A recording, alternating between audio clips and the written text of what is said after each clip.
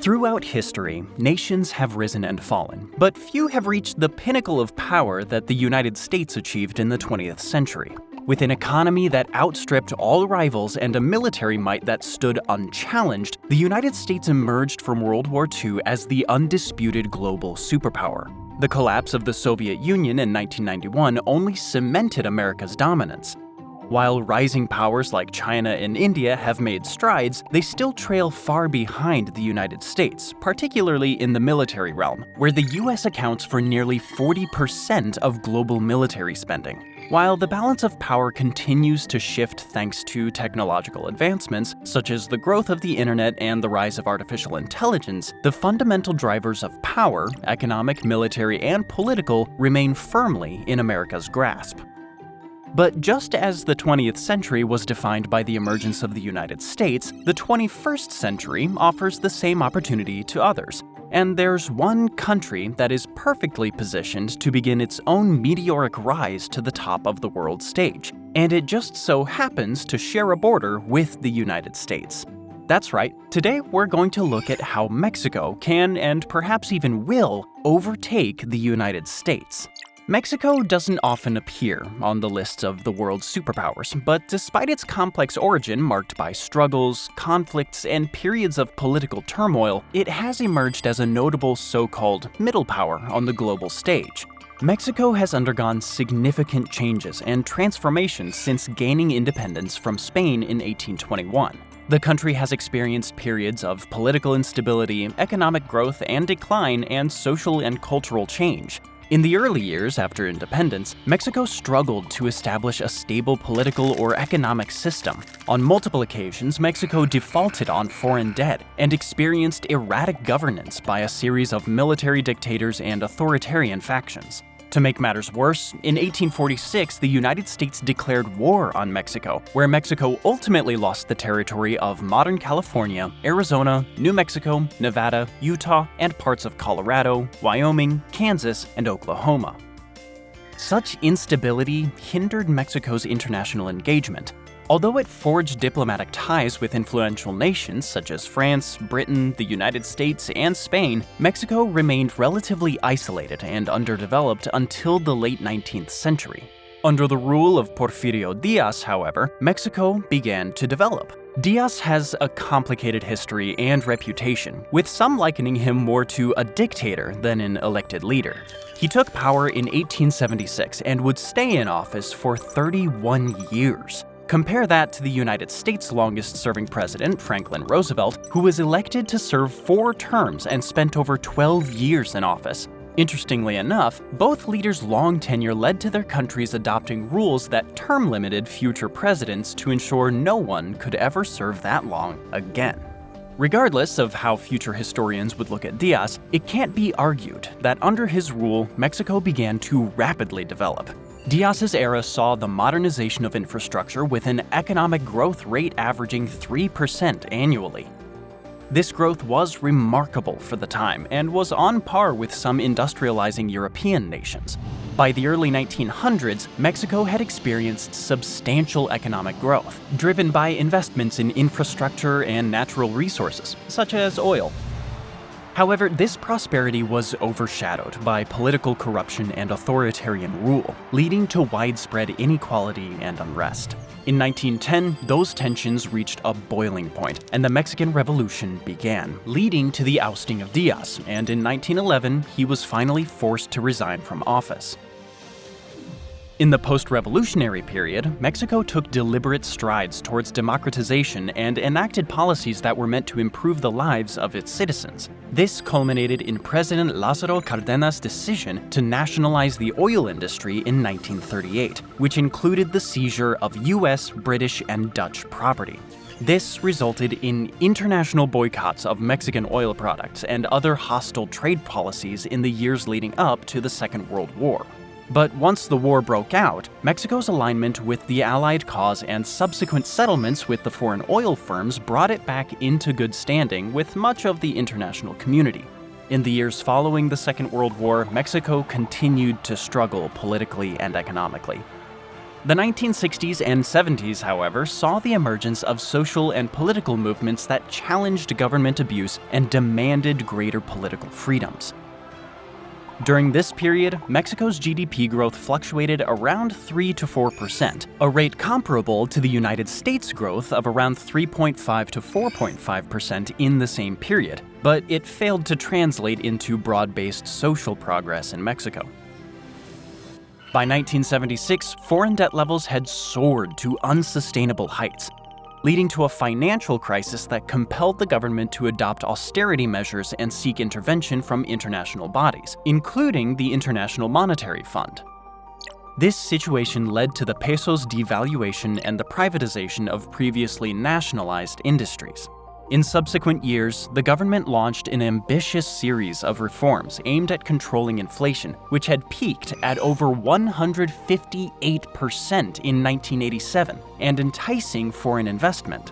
This included initiatives such as the establishment of the Mexican Stock Exchange and adherence to the General Agreement on Tariffs and Trade. This strategy of foreign economic integration and cooperation culminated in 1994 with the signing of the North American Free Trade Agreement, or NAFTA, with the United States and Canada, which created a free trade zone between the three countries. While these reforms supported Mexico's recovery from its debt and economic crisis and spurred economic growth, they also led to significant political disillusionment and unrest among the country's poor.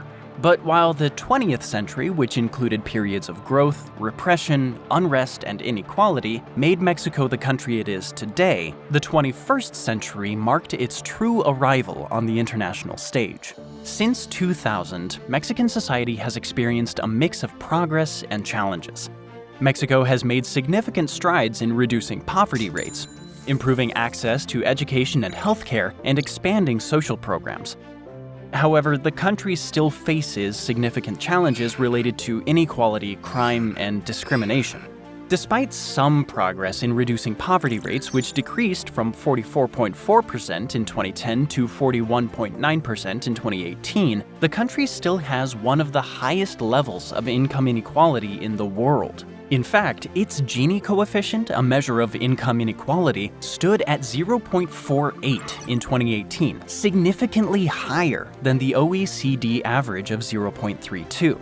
According to the World Bank, in the same year, the top 10% of the population in Mexico accounted for over 42% of the country's total income, while the bottom 40% accounted for less than 10%. In contrast, in the United States, the top 10% accounted for around 30% of the country's income, and in Norway, the top 10% accounts for 27.5% of the country's income. Crime is another major social challenge in today's Mexico.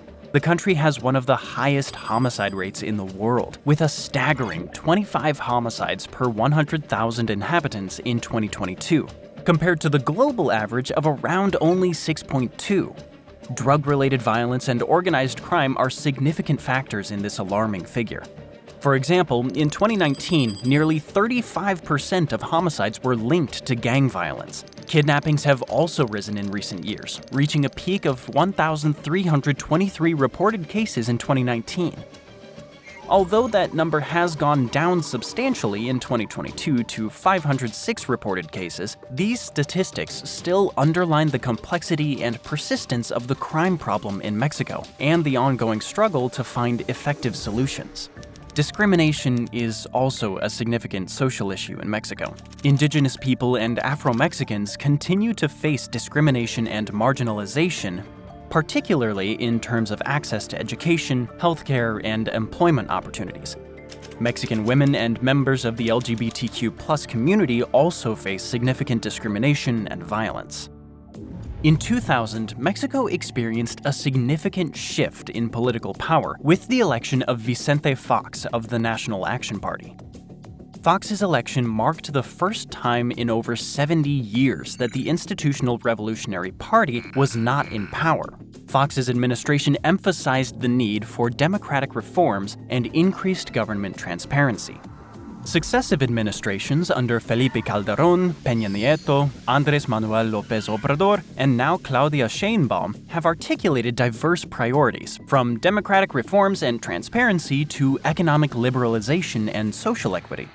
But in recent years, Mexico's political landscape has been marked by tensions between the federal government and state governments, particularly those led by opposition parties. On top of that, Mexico has seen a rise in political violence, including the assassination of politicians and candidates during election seasons. But during all of this political change, Mexico's economy has continued to evolve. Its proactive engagement in regional and global trade agreements, including NAFTA as well as over 40 other trade pacts, has led to an increase in trade, foreign investment, and economic growth. Another factor contributing to Mexico's economic success is its strategic location. As a gateway between North and South America, Mexico has access to major markets and transportation networks, making it an attractive destination for trade and investment. The country has leveraged this geographic advantage to develop an internationally competitive manufacturing sector in industries such as automobiles, electronics, and aerospace. So while Mexico has faced many challenges during its history, its growing prosperity and influence are an early indication of its potential future prosperity. Now, let's look at the ways Mexico is poised to climb the global ladder, and why you might be referring to it in the same breath as the United States, China, and Germany in the near future. The first big reason Mexico is set to rise has little to do with Mexico at all. It has to do with its competitors. You see, many of Mexico's competitors are currently facing challenges due to economic instability, political uncertainty, and war. Among them are Brazil, Argentina, South Africa, and Russia.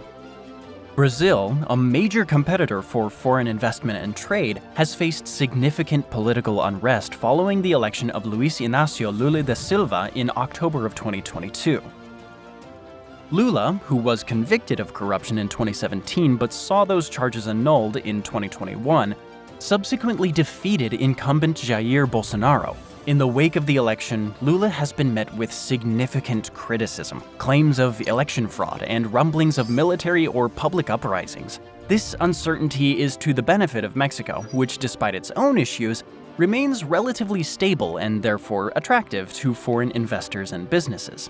Meanwhile, Argentina, whose wheat output and manufacturing sectors are longtime competitors with those of Mexico, has faced a series of challenges that have hindered its development in recent years, the biggest of which has been a prolonged economic crisis, characterized by high inflation, currency devaluation, and debt default.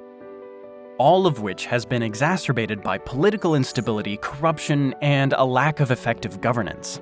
The COVID-19 pandemic has also had a significant impact on Argentina, exacerbating existing economic and social problems and leading to a decline in foreign investment and tourism. All of these factors combined present Mexico with an opportunity to fill the void left by Argentina in key agricultural and manufacturing sectors. From Argentina, we now turn to South Africa. South Africa, a world-leading exporter of commodities, continues to struggle with economic inequality, racial unrest, and low growth. These issues have only been exacerbated by the economic stagnation brought on by COVID and the publicity of government corruption at the highest level. Most notably, the corruption scandal and subsequent resignation of former President Jacob Zuma, which led to widespread protests throughout the country. This unrest and uncertainty can play into Mexico's hands, allowing Mexican commodity exporters to win over concerned importers who have previously done business with South African firms. Lastly, we turn to one of Mexico's major oil and gas competitors, Russia. Russia's oil and gas output historically dwarfs that of Mexico, but it has recently taken steps to its own detriment, creating an opportunity for the Mexican oil and gas industry. With its invasion of Ukraine in spring of 2022, Russia has become, at the very least, a controversial state to do business with. In the immediate aftermath of the invasion, sanctions by the United States, European Union, and others have resulted in reduced oil revenues, the departure of more than 1,000 multinational corporations, significant flight of educated youth, and an economic contraction of 2 to 3%. With the conflict likely to continue in the coming years, Mexico is presented with an excellent opportunity to take advantage by addressing global demand for fossil fuels. In contrast to these countries, Mexico is in a relatively better position to succeed. Despite being hit by the pandemic, Mexico's economy has been showing signs of resilience, with its GDP growing 3.1% in 2022.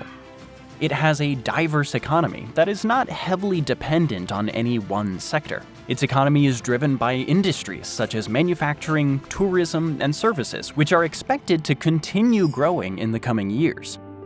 Furthermore, Mexico has a young and growing population that is increasingly educated and skilled. This provides the country with a strong workforce that can contribute to the growth of the economy. These factors mean that Mexico is well positioned to succeed in the current global economic conditions. While other large economies may be struggling, Mexico's resilience and potential for growth make it an attractive destination for foreign investment and a potential leader in the global economy. Another of Mexico's huge advantages has nothing to do with its economy, but is an inherent advantage built into the very land of the country itself: its geography. Like we've mentioned before, Mexico is located in a strategic position, sharing borders with the United States to the north and several Central American countries to the south. This geographic location makes it a key player in trade between the Americas, with easy access to both the Pacific and Atlantic Oceans.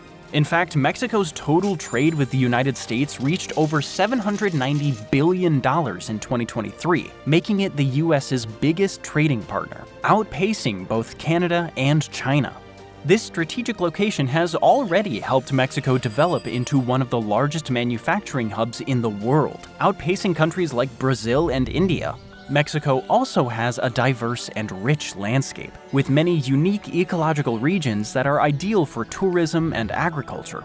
For instance, Mexico is home to stunning beaches, tropical forests, arid deserts, and snow-capped mountains. In 2019, it attracted over 45 million tourists, ranking 7th globally in international tourist arrivals.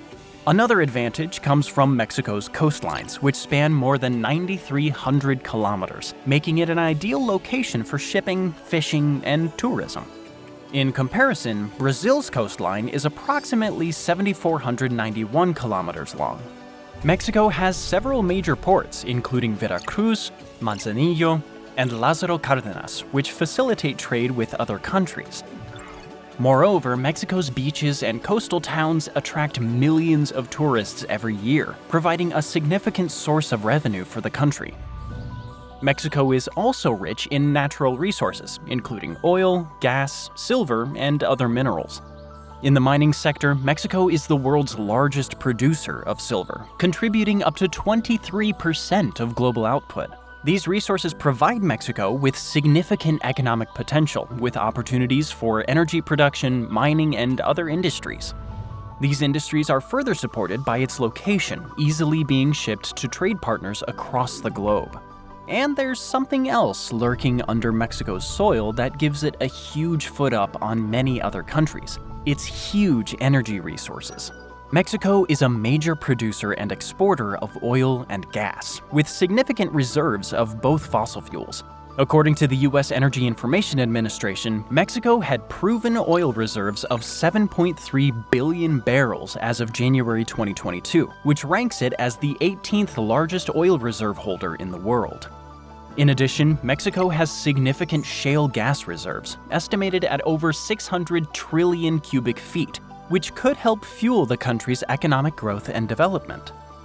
First and foremost, the energy sector is a major contributor to Mexico's GDP, accounting for over 6% of the country's total economic output. As an important player in the global energy market, Mexico can use its energy reserves to generate significant foreign exchange earnings that can help fuel economic growth. Mexico's energy reserves can also help the country become more energy independent, reducing its reliance on foreign oil and gas imports. This can help stabilize the country's energy supply and reduce its exposure to fluctuations in global energy prices that hit other countries much harder. Additionally, Mexico's energy reserves can help drive the development of other industries in the country. For example, the petrochemical industry can benefit from the availability of raw materials such as natural gas, which can be used as feedstock to produce chemicals, plastics, and other products. And while it might sound strange, Mexico's energy reserves can actually be a key driver of innovation and technological advancements in green energy. Mexico has the opportunity to invest revenue from oil and gas into the development of renewable energy sources, such as wind and solar power, which can help reduce the country's carbon footprint and contribute to global efforts to combat climate change. By strategically managing its energy resources and investing in renewable energy sources, Mexico can harness the potential of its energy reserves to ensure stability in the short term and promote diversification and development in the long term. But oil and natural gas aren't the only things coming out of Mexico's ground that give it a huge advantage. It also has one of the most diverse agricultural sectors in the world, with a wide range of crops and livestock produced throughout the country. According to data from the World Bank, the agricultural sector accounted for 3.7% of Mexico's GDP in 2020 and employs approximately 13% of the country's population. Additionally, Mexico is the world's 12th largest agricultural exporter, with exports of agricultural products totaling $37.5 billion in 2019, according to the UN Food and Agricultural Organization. It is the world's largest producer of avocados and limes, and is a major producer of other fruits and vegetables such as tomatoes, strawberries, and mangoes. Mexico is also a significant producer of livestock, with a large beef and dairy industry, as well as poultry and pork production. This diversity of output is advantageous for a couple of different reasons. First, just like with oil, it makes Mexico less vulnerable to supply and demand shocks. For countries who focus on a single crop or a select few crops, a sudden blight or natural disaster can cripple their economy. While other countries may import significant amounts of various crops and food products, Mexico can largely sustain itself. Then there's the increase the agricultural industry brings to Mexico's trade partner base, allowing it to benefit politically and economically from further integration into the global economy. And all of these natural benefits are enhanced by one of Mexico's true secret weapons, which are all the advantageous trade deals it's making with other states. Trade agreements and conditions play a crucial role in setting any country up for success in the global economy, and Mexico has a well-established network of trade agreements with more than 40 countries, which have increased Mexico's access to foreign markets, creating opportunities for Mexican businesses to export their products and services. Trade agreements like NAFTA have been particularly important as it has facilitated trade between Mexico, the United States, and Canada. Additionally, Mexico has signed several other free trade agreements with countries in Latin America, Europe, and Asia, further expanding its access to international markets. These trade agreements have played a significant role in attracting foreign investment to Mexico, with data showing that foreign direct investment or FDI inflows to the country have increased since the implementation of such agreements. According to the United Nations Conference on Trade and Development, Mexico's FDI inflows reached $29 billion in 2020, making it the fourth largest recipient of FDI in Latin America. By providing a stable and predictable trade environment, trade agreements have helped to reduce the risk and uncertainty associated with foreign investment. As a result, many foreign companies have chosen to invest in Mexico, particularly in manufacturing and other export-oriented industries. All of these innovations and advantages have led to something Mexico hasn't really seen before: a dynamic middle class. Mexico's middle class has been growing steadily in recent years. The Organization for Economic Cooperation and Development, or OECD, also reports that Mexico's middle class grew by 12 percentage points between 2008 and 2018, reaching a total of 42.7% of the population. In addition, the World Bank notes that Mexico has seen a decline in poverty rates in recent years, with the poverty rate falling from 41.9% in 2008 to 36.1% in 2018. This growing middle class will drive consumer spending, which is a key driver of economic growth. As more Mexicans join the middle class, they're likely to have more disposable income, which they can spend on a range of goods and services. This can create opportunities for businesses in sectors such as retail, entertainment, and hospitality. A larger middle class can also help to promote innovation and entrepreneurship. In a time when the middle class in other countries are shrinking, a growing number of Mexicans are now going to have greater access to education and training, which can help them to develop new skills and start their own businesses. This in turn can create new opportunities for employment and economic growth while also driving innovation and competitiveness in the economy. But perhaps Mexico's biggest advantage in the coming years won't be one of its own strengths or the decline of a similarly sized country. No, it might be due to the fall of a giant, China. As China's manufacturing costs continue to rise and concerns over corporate espionage, anti-competitive practices, and the treatment of Uyghurs persists, many companies are already looking to or currently are moving operations to alternative markets.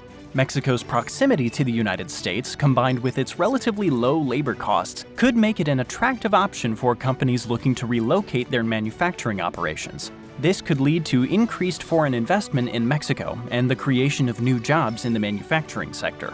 China's decline could lead to a shift in global trade patterns as well, as other countries seek to fill the void left by China.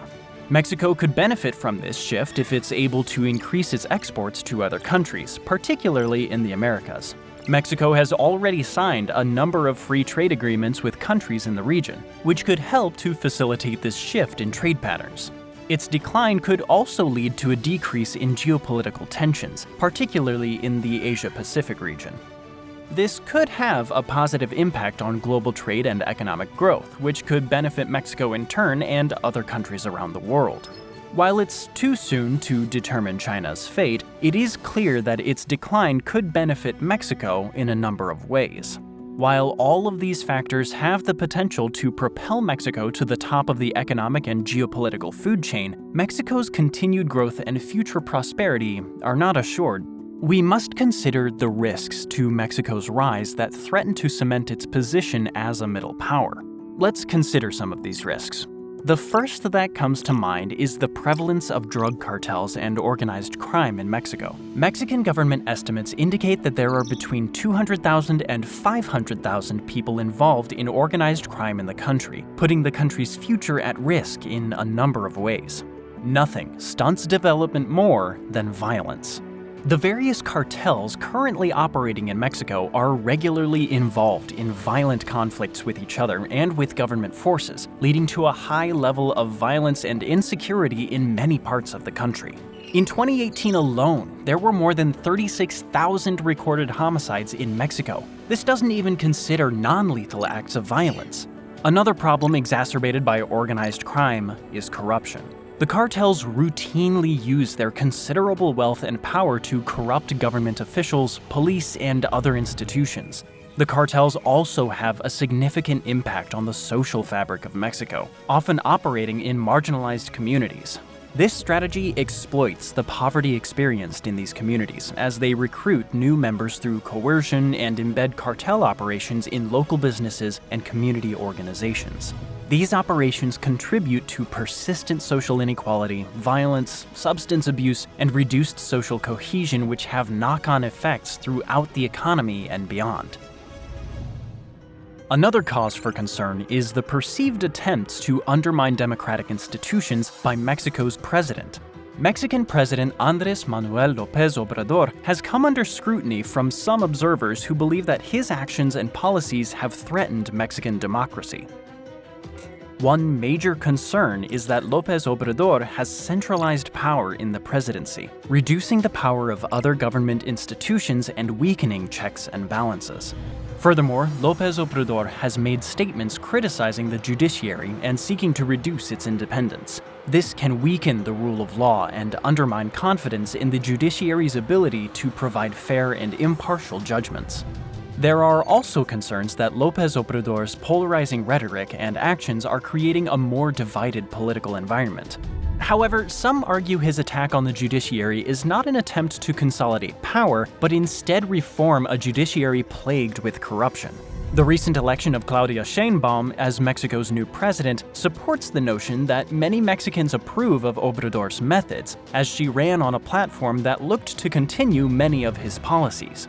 Moving forward, it's important for all stakeholders in Mexican democracy to work together to find solutions to these challenges. This includes government officials, civil society groups, opposition parties, and ordinary citizens. By finding ways to address these concerns while upholding democratic principles, Mexico can continue to build a strong and prosperous democracy that serves the needs of all its citizens. And while we have already looked at Mexico's opportunities to overtake competing nations struggling economically, socially, or politically, it goes without saying that Mexico is also vulnerable to the same issues, and that opportunities may arise for other nations to benefit from Mexico's failures. Mexico faces competition from several other countries that could threaten its economic growth and development. The recent détente between the US and Venezuela, for instance, has the potential to threaten Mexico's fossil fuel industry. Venezuela, as one of the largest oil-producing countries in the world, has vast reserves of crude oil and natural gas. However, political instability and economic mismanagement have caused Venezuela's oil production to decline in recent years. If Venezuela were to overcome, at least in part, its current economic crisis and political image, it represents a significant threat to Mexico's oil and gas sector. Another competitor that poses a significant threat to Mexico is China. China's manufacturing industry has become a global powerhouse in recent years, producing a wide range of goods at a low cost and making it a major player in global trade.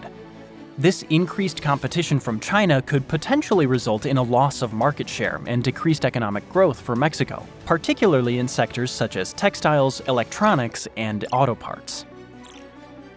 Like Venezuela, China's threat to Mexico is reliant on its ability to traverse its current economic issues and its success in rehabilitating its image in the eyes of the international community. And then, of course, there's Canada, the US's second largest trading partner. While Canada and Mexico have a strong economic relationship with the US, they're in competition for access to the US market, which is a crucial source of demand for both countries' exports. Canada has a highly developed technology sector and is a major producer of natural resources such as oil and gas, while Mexico has a strong manufacturing sector and is a major producer of automobiles and auto parts. While Canada and Mexico have thus far resolved trade disputes amicably and settled on their own pieces of the American import-demand pie, instability in Mexico or improved efficiency in Canada could upend the current equilibrium, propelling Canada past Mexico in the international political and economic order. While the likelihood of all of these scenarios coming about is low, Mexico remains vulnerable. If one of these rival powers, let alone multiple, is capable of overcoming their own issues, it could spell significant trouble for Mexico's bid as a world power. So, while Mexico has enormous potential to become a global economic and political powerhouse, thanks to its large and dynamic workforce, abundant natural resources, and a strategic location at the crossroads of North and South America, to fully realize this potential, it must address many challenges. Other powers, both emerging and declining, remain in contention for economic and political power, and Mexico must meet this competition head-on. Additionally, Mexico must address its underlying issues with crime, corruption, and inequality. This will require significant efforts to strengthen the rule of the law, combat corruption, and promote greater economic and social inclusion. If successful, these efforts could help Mexico to achieve sustained economic growth and greater political influence, and there's no telling what Mexico might achieve and where its economic and political ceiling might be. It might even emerge as a true rival to the United States on the world stage. What would happen if all of the ice in the world melted? As climate change escalates, you may find yourself wondering what a world without polar ice caps and glaciers would look like. Would you survive? And for that matter, would any humans survive? Where would the surviving people live? What would our planet look like? There are so many questions that arise when considering what might happen in a world without ice. Many science fiction movies and media have imagined what would happen if Earth was under such extreme conditions. You might be surprised to learn that even sci-fi's most apocalyptic predictions may pale in comparison to the reality of what would happen in the hypothetical where all the ice caps all melted overnight. In this video, we'll explore what conditions would cause all the ice in the world to melt, what all of the melting ice would do to the planet, society, and land as we know it, and who would survive. Let's let our imaginations run wild for a minute and consider what impacts we and the Earth would experience if all the world's ice caps and glaciers melted. One question we first have to explore is where the world's ice is located. One source of the ice is the polar ice caps. The polar ice caps are the massive layers of ice and snow that cover much of the Earth's lands, including Antarctica, Greenland, and parts of Canada and Russia.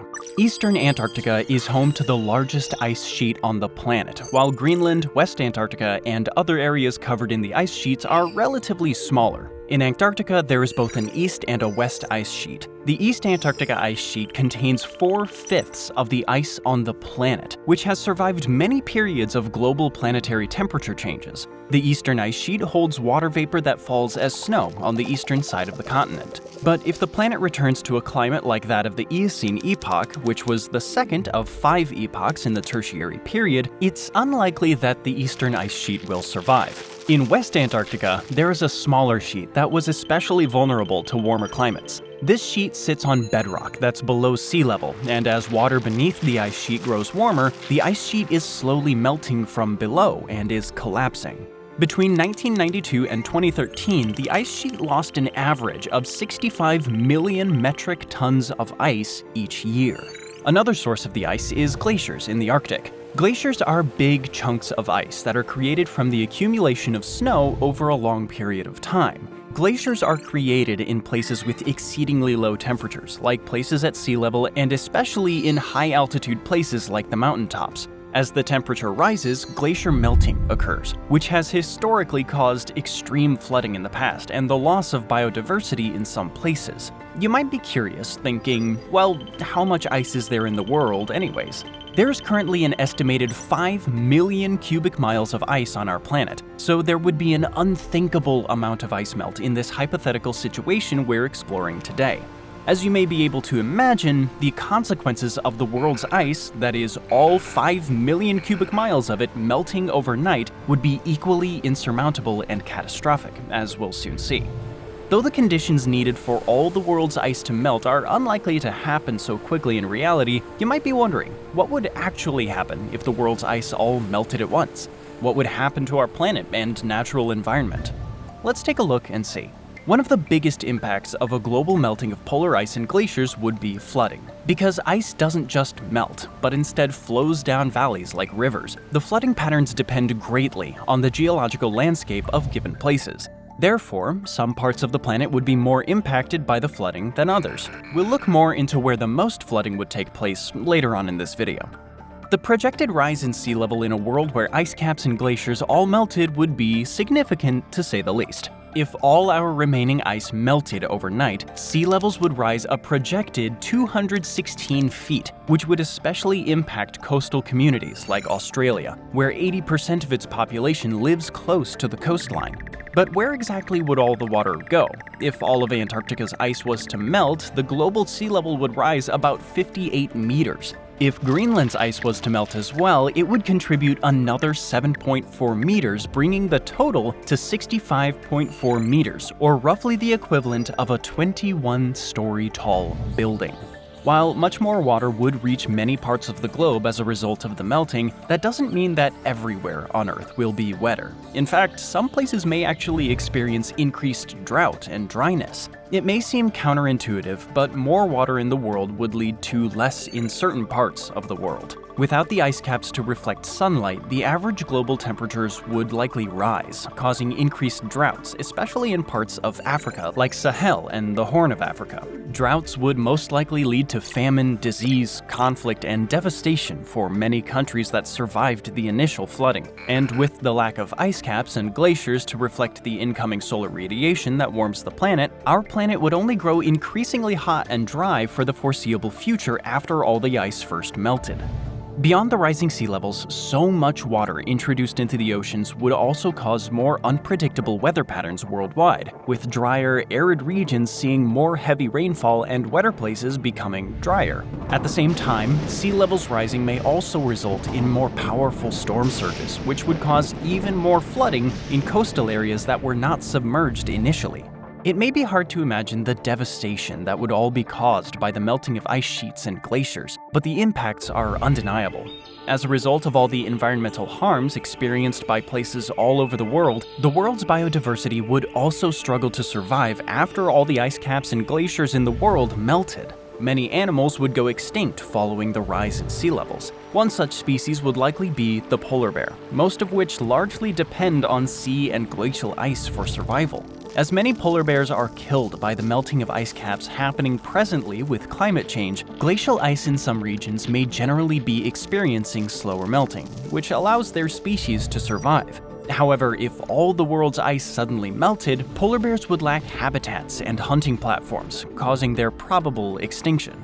You may be surprised to find that the extinctions would also likely include many marine species as a result of changing currents, decreased salinity levels, and other ocean impacts. Though some species may be able to adapt, the melting of the world's ice would be a global, cataclysmic mass extinction that would irreversibly alter our planet's biodiversity and life on Earth. So, let's get to one of the biggest questions surrounding all of the ice melting. Where would the water go, and what parts of the world would still be above ground? What other changes might happen as a result of the flooding? With all the flooding and sea level rise that would happen, many places would look different on our planet. In fact, many places would develop new seas, inlets, and other water bodies that don't currently actually exist. In Australia, for one, much of the dry and dusty outback would likely become a massive inland sea, similar to the landlocked ocean that existed in the region millions of years ago. As a result, many existing towns and wildlife would be flooded and left underwater, devastating the biodiversity and the people living there. You may also be surprised to learn that the melting of ice may also have impacts on the rotation of the Earth. The length of the day might actually change as a result of the melting ice flowing into the ocean. The ice sheets are located close to the Earth's axis of rotation, and as the melted ice moves away from the axis of rotation and into the ocean, the Earth would begin to spin slower. Eventually, the Earth may spin for as much as 10 to 20 seconds longer each day as a result of this phenomenon. However, if the meltwater remains close to the source, such as in a glacial lake, there would be no net movement of mass away from the glacier or ice sheet, which would mean the Earth's rotation would not change significantly. Therefore, it's hard to predict how much the Earth's rotation could change as a result of the melting ice. Already, however, we are seeing today that there are already shifts in the Earth's axis of rotation since the 1990s. The geographic north and south poles of our planet are the points at which the Earth's axis of rotation intersects. But those poles are not fixed, and they shift depending on where on the planet mass is distributed. Historically, it's only been natural factors like ocean currents and the convection of magma that contributed to the shifting of the Earth's axis of rotation. But as the planet has begun to experience the loss of hundreds of billions of tons of ice each year due to climate change, the poles have begun to move as a result of anthropogenic impacts. Research shows that the average speed of polar drift from 1995 to 2020 was 17 times faster than in the years between 1981 to 1995. This means that since 1980, the poles have moved 4 meters in distance. This phenomenon might not seem all that significant, but a change in the Earth's spin demonstrates just how far-reaching the impacts of the melted ice would be in our hypothetical. So we have an idea on how it would affect the Earth, but how would it affect us humans? The planet may look very different as a result of so much melted ice flowing into the ocean and overtaking much of our continents. So where on Earth would be destroyed by the ice melt and where would be spared? Let's take a closer look at what our world would look like if all the ice caps and glaciers melted overnight. As the sea levels rise, entire cities, states, and even countries would be washed away. Many of the largest cities on Earth would become uninhabitable, totally submerged like the fictional Atlantis. Cities including San Diego, Seattle, New York, Boston, and Miami would all totally be submerged underwater, as well as the entire state of Florida. Not only that, but many major cities worldwide with particularly dense populations would be destroyed, including Istanbul, Barcelona, London, Venice, and Copenhagen, to name a few. Further, only a few major inland cities and national capitals would survive, including Moscow, Canberra, and New Delhi. Not only would cities and states be submerged underwater, but entire countries would also be swallowed by the ocean. Small nation islands like the Maldives, the Marshall Islands, Kiribati, Tuvalu, and the Bahamas would all be eradicated by the melting of the whole world's ice. Larger countries like Bangladesh, which lies particularly close to sea level, would become part of the Bay of Bengal, and the windmills of the Netherlands would find themselves on the ocean's floor. Denmark's Julian Peninsula would become an island, though most of the rest of the country would vanish. The places that don't succumb to the initial flooding and sea level rise will not be much better off. One major concern for those countries which survive is water access. Ironically enough, even though all the world's ice will become water, its runoff into the ocean and the subsequent flooding of many continents and islands will actually contaminate the groundwater. As the sea level rises, many groundwater reserves located further inland will inevitably become infiltrated by saltwater from the sea. Wells may become contaminated, irrigation will become impossible, and people will lack access to not only water, but food too. All of this would further threaten the livelihoods of millions of people who survived the initial melting of the ice. Even those who live far inland could be impacted by salinated water, which means that our freshwater supply of drinking water and water for agriculture and irrigation would be contaminated with salt, rendering it unusable. The costs of desalinating the water would be exorbitant, especially considering the energy and resources that desalination takes. Clearly, many communities would be highly impacted by lack of access to clean drinking water as a result of the sudden melting of all the ice on the planet. Further beyond the salination of groundwater, the mass melting of ice would also release toxic chemicals into our waters and communities. Included in the chemicals stored in the ice sheets and some mountain glaciers, in the Himalayas for instance, are chemicals like DDT. DDT is also known as dichloro-diphenyl trichloroethane, which was made famous by Rachel Carson's 1962 book called Silent Spring. These harmful chemicals and radioactive material in the ice could be released into rivers and drinking water and cause serious health concerns. Now you might be wondering, how on earth did chemicals and radioactive materials end up in these massive amounts of ice? Over the years, there have been many instances during which military bases and other institutions have disposed of toxic chemicals in unpopulated places in the Arctic. For instance, during the Cold War, there was a military base located in northern Greenland called Camp Sentry, where the military dumped many toxic chemicals and radioactive materials in the region and abandoned the base. As the ice melts, the chemicals and waste could be exposed and wreak havoc on the communities that it reaches, potentially creating serious health concerns for many places exposed to such flooding. All of this points to serious threats to health and safety that would arise following the melting of ice for places worldwide. It may seem like everywhere on Earth may become less habitable. This may not be the case, though. Though much livable land would be lost by fully melted ice caps and glaciers, the rise in sea levels would cause Antarctica to likely become habitable. The continent may emerge from its icy covering and would become an archipelago. Though the land would be arid and hard to live on, it may become more habitable for humans compared to its currently extreme and harsh environment. Changes in habitability may also surface in terms of food availability globally. Places like China may become less fertile and drier, suffering drought and famine, while places that become more habitable, like eastern Russia, may become fertile for farming. Changing food production and availability will likely impact our global agricultural trade patterns as the climate changes. But what would all of this look like on the map? What kinds of places might survive the melting of all the world's ice? As we learned earlier, presently inhabitable places like Antarctica may become more habitable as a result of melting ice and warming global temperatures. In North America, the entire Atlantic seaboard would vanish, as well as Florida and the Gulf Coast, in this hypothetical mass melting of ice. Large-scale changes in climate, weather, and rainfall may also cause once fertile land to become infertile.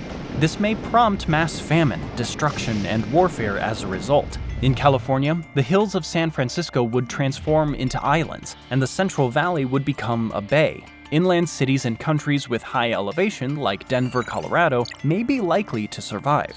Given how massive North America is, with significant amounts of land far from coastal areas that would be the most impacted by the rising sea levels and flooding, some parts of North America may be less affected by the sudden melting. But how would the rest of the world fare in response to this global catastrophe? Further south, many parts of South America would be subjected to significant incursions of the increased water and rising seas, where Atlantic inlets would form in the Amazon and Paraguay basins. With the formation of these inlets, a lot of biodiversity in South America would experience devastating flooding and destruction, as would Argentina's capital, Buenos Aires, and Uruguay's Montevideo, which would be underwater as the sea rushed inland. Much of the South American coastline would wash away, including the lovely Rio beaches in Brazil. Mountainous regions along the Caribbean coast and in Central America may also survive the flooding. Clearly, Central and South America would look very different than it does today in the case of mass melting of all the world's ice. Though Africa may lose less of its landmass to the catastrophic rise in sea levels than in other parts of the world, the rising global temperatures and drought may make Africa uninhabitable in the end. The Mediterranean Sea would encroach upon parts of Egypt as a result of the rising sea levels. Many parts of Africa would also be washed away, like Senegal, and Egypt's pyramids becoming oddly geometric islands. Africa may fare better in terms of flooding than in many other places worldwide, but the drought and conflict that may arise as a result may cause further complications for the continent. In Asia, more than 600 million people living in China would be displaced by flooding, as would all of Bangladesh along with coastal India. In Cambodia, the Mekong Delta may grow, turning the Cardamom Mountains into an island. Clearly, Asia will likely experience serious flooding, as so many Asian countries have large coastlines or are island nations. Further, in Europe, the Adriatic Sea and the Mediterranean Sea will both have encroached upon many island and coastal countries, including the United Kingdom, Italy, the Netherlands, Denmark, and other European countries. With this drastic change, it would undoubtedly upset the world order. Let's see what might happen. The social and political impacts of ice melting worldwide would be astronomical, with so many refugees, colonization of inhabitable land, and further global chaos. What could we expect to happen to our governments and society as we know it? Because so many countries and major cities would be submerged underwater, the number of people displaced would be far greater than ever before. Every part of the planet would be impacted in some way by the sudden melting of the ice caps, whether impacted by the rising temperatures, the rising sea levels, mass flooding, destruction, or extreme weather. Countries around the world would have impacted infrastructure, homes, environments, and more. At the same time, the huge amounts of refugees seeking shelter, food, and a safe place to live would put a massive strain on the cities and countries that survived the rising sea levels. These countries may not be able to accept more refugees, as such strained conditions could be conducive to anarchy, upheaval, and complete transformation of borders, national identities, and our world's geographical makeup. The fact that some previously uninhabitable places like Antarctica in the world would become habitable as a result of the ice melt indicates conflicts over control over habitable land may emerge. Colonization of the region may ensue, whether people would seek to move to Antarctica or to drill and mine for newly accessible resources. People wouldn't be the only ones taking root in Antarctica following the melting of all the world's ice, including Antarctica's ice sheets. The grassy tundra beneath Antarctica's ice could one day be the site of new ecosystems and biodiversity. Currently, the biodiversity of Antarctica is limited to its plankton-rich southern ocean and in small areas of ice-free coastal land. The continent today may not be as barren as you might anticipate, with about 110 native species of moss and 2 flowering plants, the Antarctic hairgrass and pearlwort. As ice caps and glaciers recede into the peninsula region of Antarctica, native land plants and animals have already begun to flourish with the more easily accessible freshwater and milder temperatures. Populations have already begun to grow, occupying more land and increasing at faster rates, though the extreme physical environment of most of Antarctica is limiting.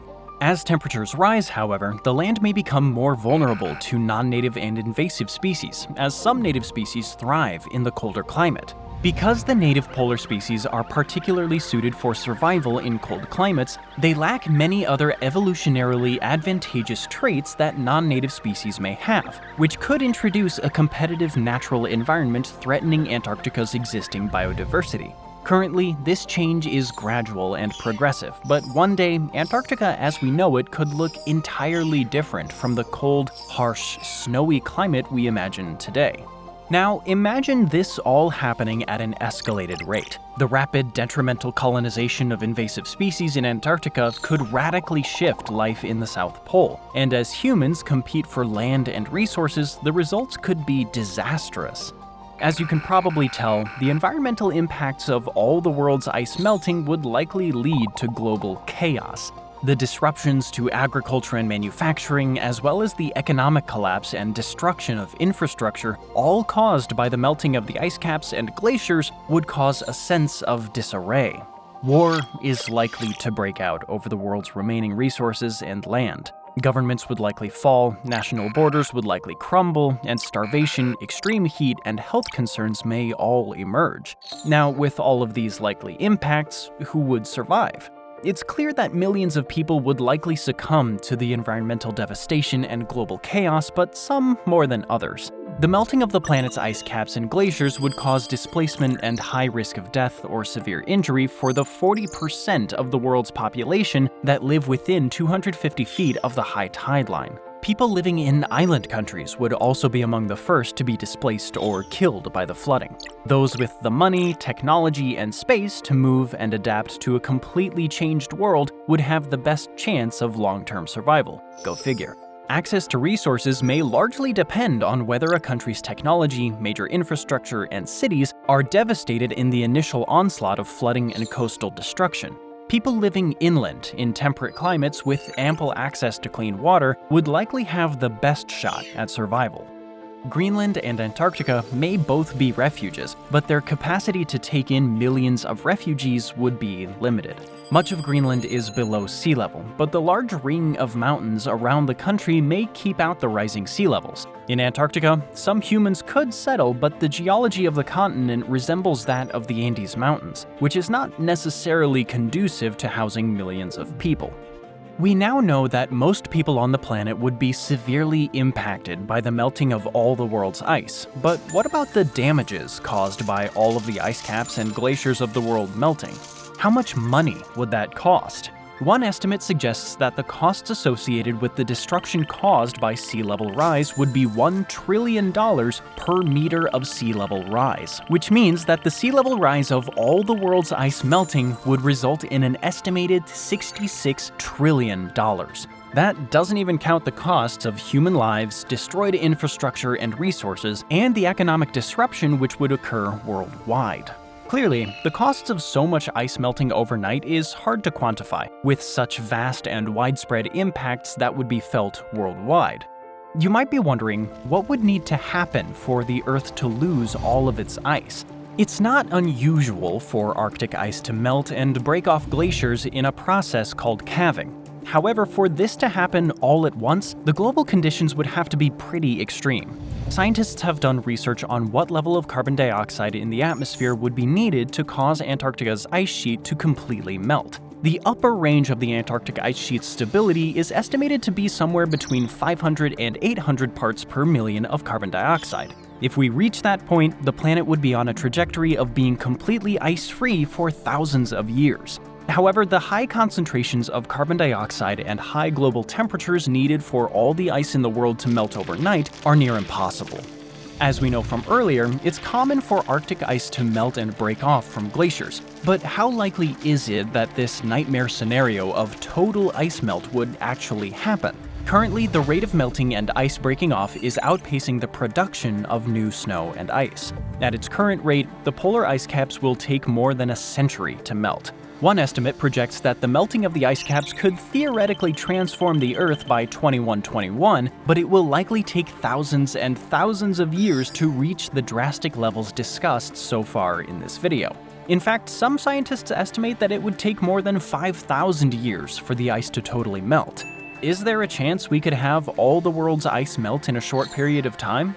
We know that the point at which the Antarctic ice sheet would reach its threshold is between 500 and 800 parts per million of carbon dioxide. But how close to that are we?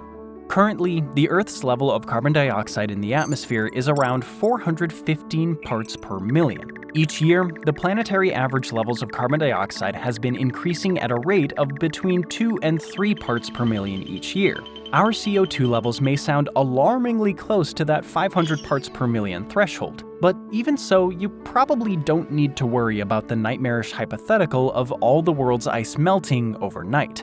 Although it is possible that we'll reach the 500 parts per million threshold in the coming century, the 2100s, if trends in harmful fossil fuel emissions continue, it would likely take thousands of years for all of the world's ice to fully melt, giving us time to adapt to the changing planet. But our hypothetical isn't about what would happen if the Earth's ice melted over thousands of years. We're exploring what would happen if the world's ice melted overnight, which is very unlikely to happen based on the data. Clearly, the likelihood of all 5 million cubic miles of ice on Earth melting overnight may be unlikely, but this fun hypothetical pondering what could happen if all the world's ice melted may be an indication of what kinds of harm may result as climate change accelerates. Many ice caps and glaciers have been melting as our global temperatures and carbon dioxide levels rise. Though we won't feel all the effects overnight, many people have already been displaced or impacted by increasing flooding, sea level rise, drought, tropical storms, and other impacts of climate change. The harms described in this hypothetical can be a reality for many people worldwide, even if the timing or scope might be less drastic. Displacement, death, drought, sea level rise, and even entire countries underwater, along with glaciers and ice caps melting, are all unfortunate realities in our world today. There's reason for hope, even so. Our generation has the power to either reverse the growing emissions and climate change, or else allow our planet to follow on the path to becoming a world without ice. As we look ahead, recalling how severe a loss of all our world's ice would be can help us to prevent and prepare for rising sea levels resulting from climate change in our world. Thanks for watching, and take care. The Line, a dazzling vision of the future, is Saudi Arabia's boldest leap yet into the realm of urban innovation. Imagine a city stretching over 100 miles, carving into the desert as a single, uninterrupted line touted as the epitome of efficiency. Crown Prince Mohammed bin Salman calls it the blueprint for a sustainable Saudi Arabia, a showcase of what the future can look like. But beneath its glittering surface lies a storm of controversy. It seems more like a flight of fancy coated heavily in royal ego than the promise of a futuristic Saudi Arabia. Experts predict that instead of propelling Saudi Arabia into a new era, the ambitious project is poised to become its Achilles heel. Today, we'll unravel this ambitious project's promises, pitfalls, and the truth behind the hype. Imagine a soaring vertical city with 0 cars, 0 streets, and 0 carbon emissions. That's not all this crown jewel megacity project is promising its residents. NEOM was launched in 2017 as a part of the Saudi Vision 2030 project. Located at the northern tip of the Red Sea, due east of Egypt across the Gulf of Aqaba and south of Jordan, it's planned to have an area of 10,200 square miles. It'll offer multiple regions, including a floating industrial complex, a global trade hub, tourist resorts, and a linear city powered by renewable energy sources called The Line. As envisioned by Saudi authorities, The Line isn't just a city. It's a radical redefinition of urban living. 2 parallel skyscrapers will stretch across 106 miles of desert and 1,640 feet into the air. These mirror giants, just 656 feet apart, will form a city unlike any the world has seen. If completed, they'll rank as the 12th tallest structures globally, towering above nearly every major skyscraper on the planet. With its mirrored surface gleaming so brightly it could be visible from the moon, The Line aims to redefine the boundaries of human ambition. Stretching across the unforgiving expanse of the world's hottest desert, This city claims it will preserve 95% of Neom's natural environment, all while encapsulating cutting-edge technology within its futuristic walls. If completed, the staggering $1 trillion megastructure will house up to 9 million residents, along with a complex to serve as the new hub for the Saudi government. The same government claims it's not just a city but a reimagining of urban living, where residents will enjoy climate-controlled comfort year-round. This oasis will be layered in 3 spaces stacked on top of each other. The first and topmost will be a layer of residential structure, followed by a service layer which will run supplies to the buildings. On the lowest level will be an ultra-high-speed train system. This will ensure that no journey is greater than 20 minutes in any direction. Time better spent on leisure or healthy pursuits anyway. Speaking of which, the line boasts a floating business park in the shape of an octagon, an island resort, and also a ski resort in the middle of the desert, which of course will have artificially created snow. The land beyond the north facade of the buildings will stretch into a marina twice the size of existing marinas in the world. A tunnel and a canal will run through it, wide enough for large cruise ships to easily glide through. The same seawater will be used by its residents to drink and clean, made possible by massive desalination plants that will be set up for this very purpose. The city will offer smooth services through robot assistants and flying taxis, cocooning its residents in luxury beyond imagination. And who or what will be running the entire show on well-oiled wheels, or in this case, ones and zeros? Well, artificial intelligence, of course. AI will monitor the city and use predictive and data models to find ways to improve daily life for its citizens, with residents being paid for submitting data to the line. All of that would need a lot of energy, so how would the city of 9 million people be powered? That's where renewable energy comes into the picture. Still, no cars means that its residents would have to rely on lifts and trains to transport them literally anywhere they want to go. Luxury aside, its proponents claim that there are very practical aspects to the line where life would be all about walkability. Schools, clinics, shops, and green spaces will all be stacked vertically, just a 5-minute stroll away. It sounds revolutionary, but it also raises an obvious question. How can everything in a 106-mile-long skyscraper be just minutes away? Critics are asking, but the answers remain elusive, leaving many wondering if this vision is as practical as it claims to be. Mohammed bin Salman's vision for Saudi Arabia might include moving its economy away from fossil fuel dependence, all the while calling for more women in the workforce. Saudi Arabia claims that Neom would create around 460,000 jobs and add an estimated $48 billion to the country's GDP. But Crown Prince Salman's methods of achieving his goal have been questioned by human rights groups. Amnesty International and the United Nations High Commissioner for Human Rights have openly criticized the project for its draconian methods. Thousands of people have already been forcibly displaced to clear the way, with entire villages razed to the ground in its relentless pursuit.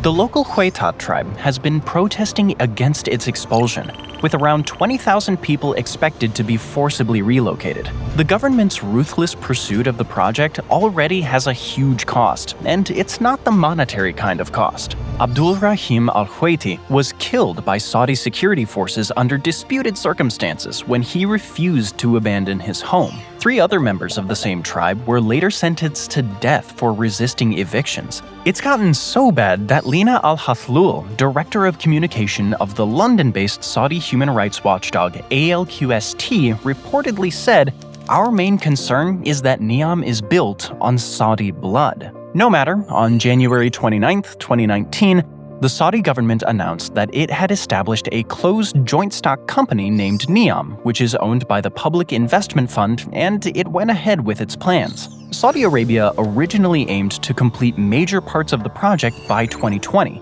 to be completed on the whole by 2039, but fell behind schedule. By July of 2022, only 2 buildings had been constructed, and most of the project area remained bare desert. As of February 2024, over 90 million cubic meters of material have been moved, but it seems Saudi Arabia might have reached the end of the line even before it began.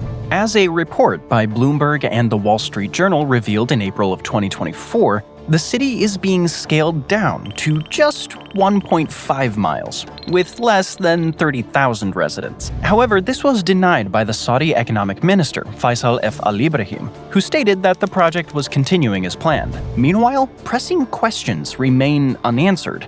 How will renewable energy sufficiently power a high-tech metropolis of 9 million people? Naturally, the desert might not have water, but it will have plenty of sun. That only leaves the small question of what to do at night. What will power the climate control, the trains, and the lifts in the zero-carbon emissions city at night? Speaking of trains, how will one train system be adequate for 9 million people going about their day while meeting the 5-minute deadline? The robotic maids and flying cars envisioned have yet not been invented, and AI has yet to reach the sophistication required to run an entire city on its own. And where will the money come from, since the latest cost estimate of $1 trillion has broken the bizarrely ambitious $200 billion ceiling? The project is going full steam ahead, even though it has hit numerous snags and has been trimmed ruthlessly by a struggling Saudi exchequer. The Saudi government's response to criticism has been to deny. But the plans for the line raise more questions than they do answers. Experts have voiced deep skepticism about the megaproject's ambitious claims, casting well-placed doubt on its feasibility. Beneath the sleek, mirrored facade, shadows loom large. Ethical concerns, questions about the practicality of its design, and unproven promises of sustainability and cutting-edge technology yet to be invented. Neom might be floated as a glimmer of futuristic hope, but it has been widely derided in architectural circles, despite the reported involvement of architectural savants like Tom Main and Peter Cook in it. Architects around the world had mixed opinions regarding the design of the project and its location. From a design point, the reflective mirrored surface might look cutting-edge, but its consequences would be awful, even if the issue of maintenance is overlooked. The reflective surface would increase the heat around it exponentially. Guy Marriage, an architect and senior lecturer at Victoria University of Wellington, referenced a similar incident in Hastings in the UK, where a mirrored glass building caused objects to melt due to the reflected light at a nearby shop.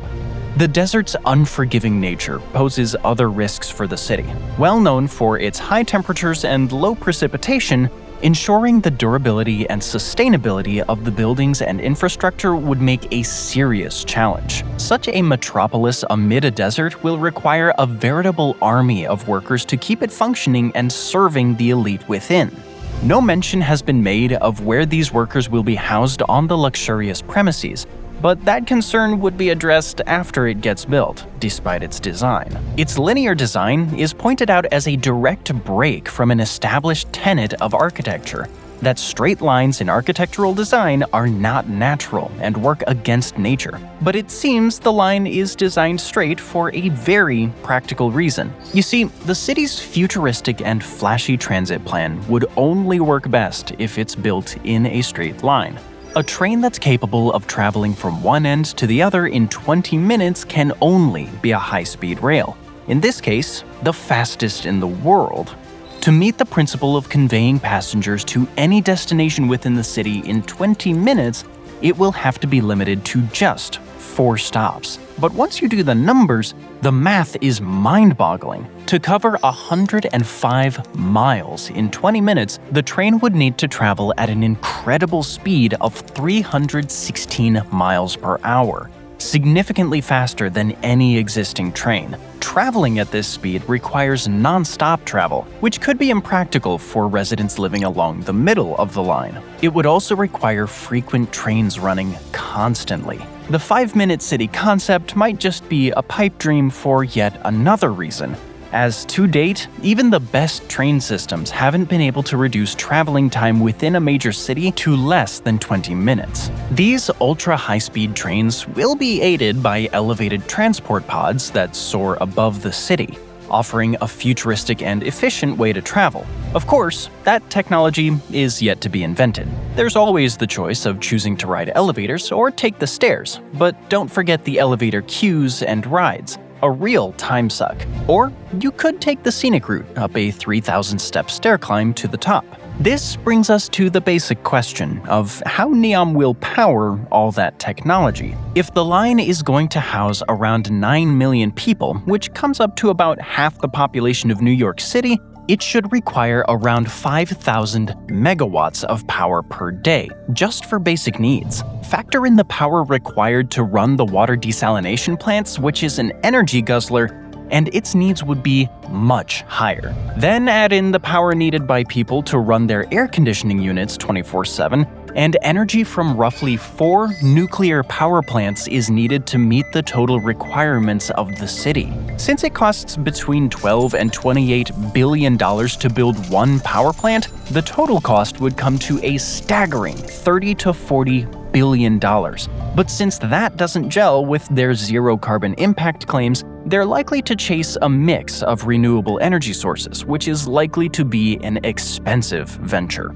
But the hits just keep on coming. The project's ambitions run to the positively bizarre, like climate control. NEOM plans to use cloud seeding to induce rainfall in the desert, a technology that's still under development. It has plans to explore genetic engineering options to enhance human capabilities. And it will all happen under the gentle glare of illuminated landmarks like a giant artificial moon that will light up the night sky and a beach with glowing sand. As if such plans are not impressive enough, NEOM has thrown in robotics and AI for good measure.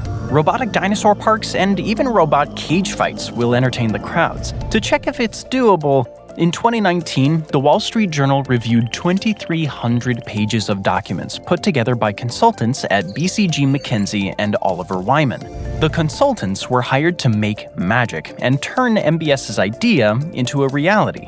Instead, the specialists realized that the project's success was dependent on non-existent technology. Even the AI that is to manage the entire city doesn't exist at the moment, which might actually be a good thing. Imagine living in a city with a truly atrocious track record for fundamental human rights and freedoms being surveilled by a fully automated AI that is reporting to the government. The line would be ripe for becoming a full-fledged surveillance city, a concern already shared by digital rights advocates. A growing number of renowned architects have already pulled out of the project due to concerns over human rights and its environmental impact despite the limited information available on it. You see, there's a shroud of secrecy surrounding the project that's enforced by ironclad confidentiality agreements, leaving no room for transparency. Another red flag that's hard to ignore. But what about the environmental cost of the megaproject? There are always some, and this one has a lot. Apparently, Salman's vision of an ecological utopia might be deeply flawed. The city that was supposed to fight climate change might actually accelerate it. NEOM might promise a 100% carbon neutral future, but the construction process itself will generate a staggering 1.8 billion tons of carbon dioxide, dwarfing the United Kingdom's annual emissions. The city's location presents multiple challenges, like its need to withstand severe weather conditions and winds. The buildings will have to be built using carbon-intensive materials like glass and steel, effectively throwing its sustainability claims out the window. So, NEOM's zero-carbon aspirations are a fallacy even in its infancy. Its mirrored surfaces mean an early death to its sustainability promises, as well as migratory birds. The line's mirrored walls present a deadly threat to migratory bird species that fly through the northwest of Saudi Arabia. Birds are often known to collide with glass structures all over the world. Scientists estimate that billions of birds die annually from such collisions.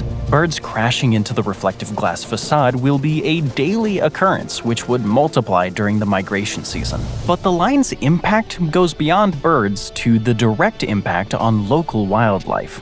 Its rigid, geometric design disregards natural topography, which is always factored into architecture. Factors like water sources and animal corridors have been disregarded, which will disrupt ecosystems and contribute to biodiversity loss. There will be disruption in natural animal corridors by separating them from their own species. The ones living together will be low in number, and the line will cause inbreeding amongst species. There will not be free movement of animals across the line, which will create a massive fragment, with weaker species being killed.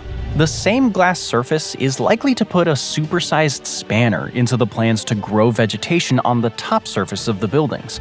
The heat generated by the glass surface would likely be lethal enough to kill off any plantation. And the amount of water required to keep the entire city and its inhabitants, both animal and plant, cool would require massive water input. This then brings us to the desalination plants planned to water the city. Desalinating water is a process with significant environmental drawbacks. Not only do these plants require a substantial amount of energy to extract fresh water from seawater, but the process generates a concentrated brine solution that, if not properly disposed of, can decimate marine ecosystems. The entire process poses irreversible damage risks to the environment. For example, the chemicals used to prevent the buildup of scale and other deposits in the plant's equipment can pollute the surrounding marine environment. The intake pipes of these plants can also pose a risk to marine life, as organisms may become trapped or injured. At the end of the day, to extract each gallon of drinkable water, 2 gallons of seawater are used. That's not a good deal for any party involved in the process, directly or indirectly. In the end, the city's dependence on desalination makes it extremely vulnerable to any breakdown, knocking another nail in the coffin of sustainability. The harsh desert environment is an inhospitable host, with animals and plants needing a constant source of water. Even a single point of failure, such as a water shortage, could trigger a catastrophic collapse of the city's infrastructure, including its carefully planned green spaces. But all that will come after the construction process has already wreaked havoc on the surroundings. Researchers at Schema Business School have calculated that the construction of the line would generate about 1.8 gigatons of CO2. That will spell death for the line's claim to be the world's first eco-friendly city. Smart cities are often touted as the ultimate solution to the planet's climate crisis, promising reduced carbon footprints and sustainable living. Yet the harsh reality paints a different picture. The massive environmental cost of their construction and supply chains often outweighs any potential carbon reductions these cities might achieve in the future. These elements mark the city as a bad idea with worse consequences. But these consequences aren't limited to an ecological disaster. It's likely to be an economic calamity for Saudi Arabia as well. The idea behind floating Vision 2030 is to reinvent the Saudi economy by taking it in a new direction, one that takes the country to technology and innovation. The mega projects are truly captivating, but they are a small part of the drive to develop new sectors within the Saudi economy. These new developments include investments in sports, specifically $6.3 billion spent since 2021. This includes buying foreign soccer clubs and investing heavily in overseas real estate. It also includes strategic investments in hydrogen, mining, and commerce, which are keys to achieving these goals. So, Vision 2030 is meant to break Saudi's heavy reliance on its vast oil wealth. Meanwhile, MBS has announced that 50% of Saudi Arabia's electricity will be produced by renewable energy by 2030. Not only has it produced its oil-producing identity on the back burner as it tries to sell a brand spanking new image to the world, but it's willing to put its money where its mouth is. The Saudi crown prince is also starting to sell the state-owned oil firm Aramco.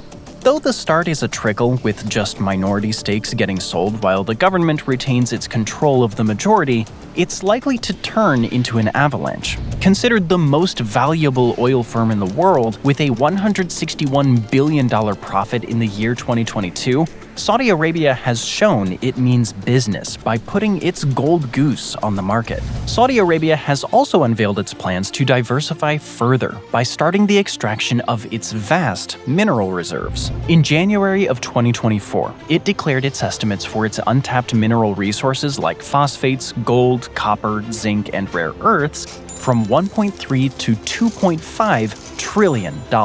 It's not particularly worried that it might run out of oil anytime soon, or that the world might not need its oil due to its transition to green living. Though these factors might become a problem in the distant future, that's not on the horizon at the moment. The reality is that oil, once the lifeblood of Saudi Arabia's economy, is no longer as lucrative as it used to be. As the world's largest oil producer, Saudi Arabia finds itself grappling with declining market demand and the growing volatility of fossil fuel prices. Adding to this challenge is the country's rapidly growing population, which creates a far larger economic burden than many of its neighbors face. With a population of almost 34.2 million, Saudi Arabia has the fourth most populous country in the Arab world. Saudi Arabia has 3.6 residents per oil barrel produced, while the United Arab Emirates has 3, Qatar has 2.1, and Kuwait has 1.6. Saudi Arabia might be the largest country in the Gulf Cooperation Council, but it also has the highest poverty rate at 13.6%. According to the World Bank, from 1991, its GDP per capita didn't budge until 2021, marking 3 decades of economic stagnation, and the rate of oil has remained constant. What's worse is that GDP is lower than much smaller petrostates. For example,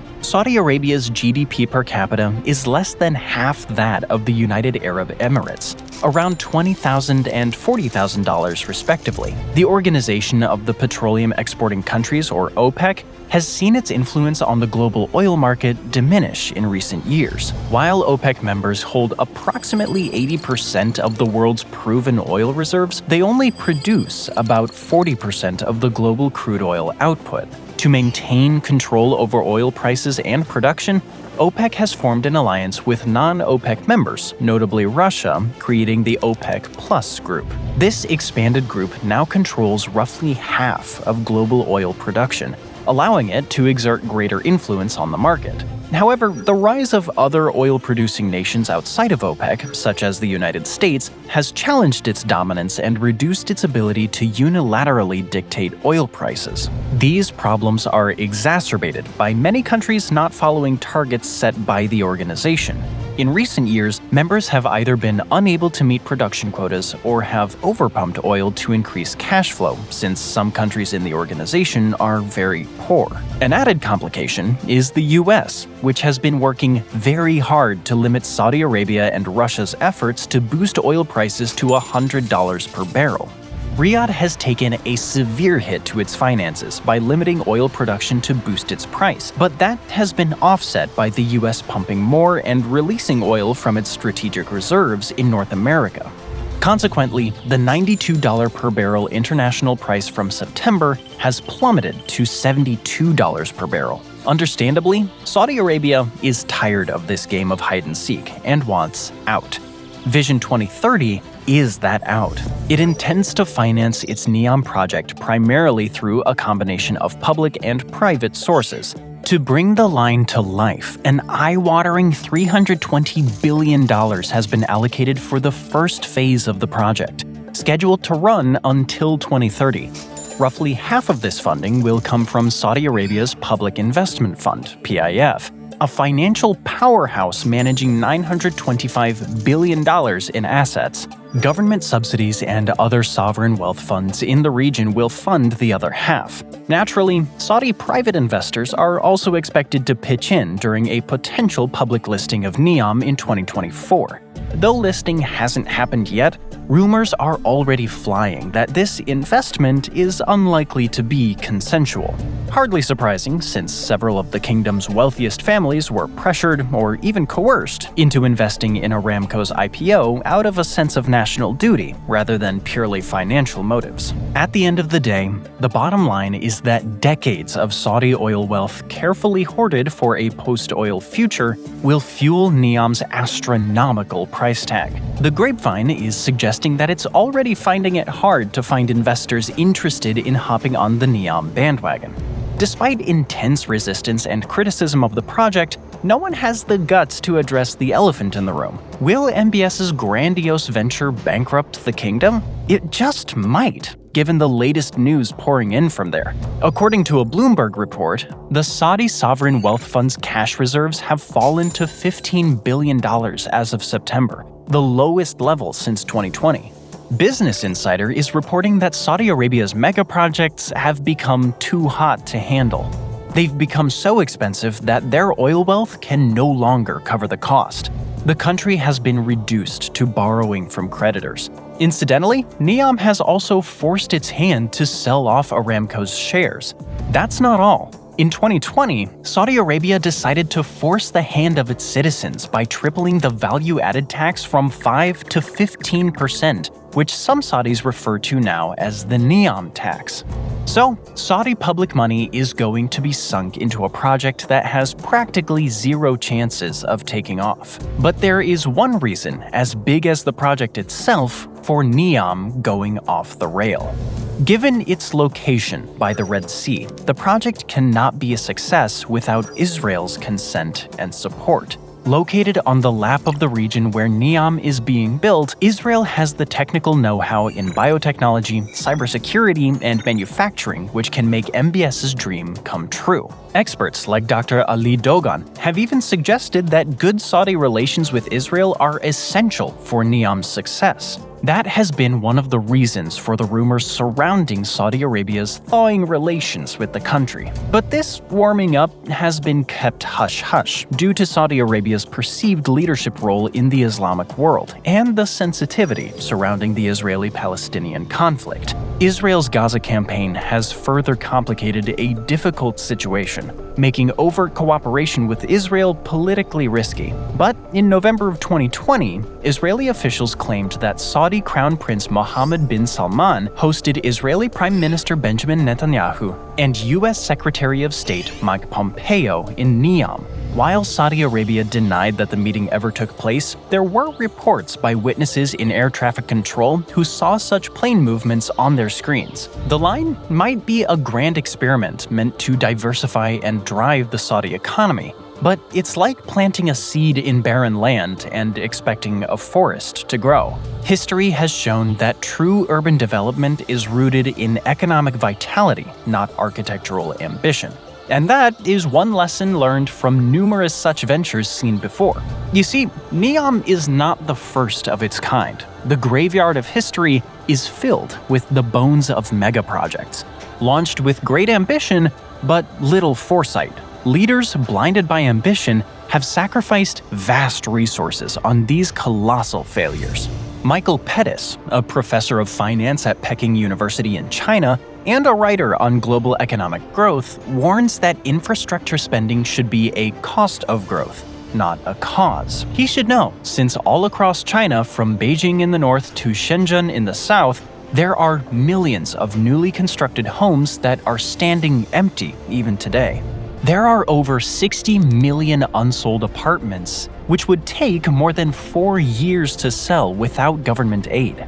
It's gotten so bad that China's central bank recently announced a $41 billion fund to help local governments buy these unsold homes. Then there's Burj Al Babas, a town positioned near the Black Sea in the Roman spa town of Madurnu. Meant to offer high-end luxury accommodation to rich Arabs looking for the scenery of the south of France or Italy from the comfort of mini castles, each going for a cool $370,000 to $500,000. The castles, 587 to be exact, were built by the Saro Properties Group, and to this day, the town remains eerily deserted.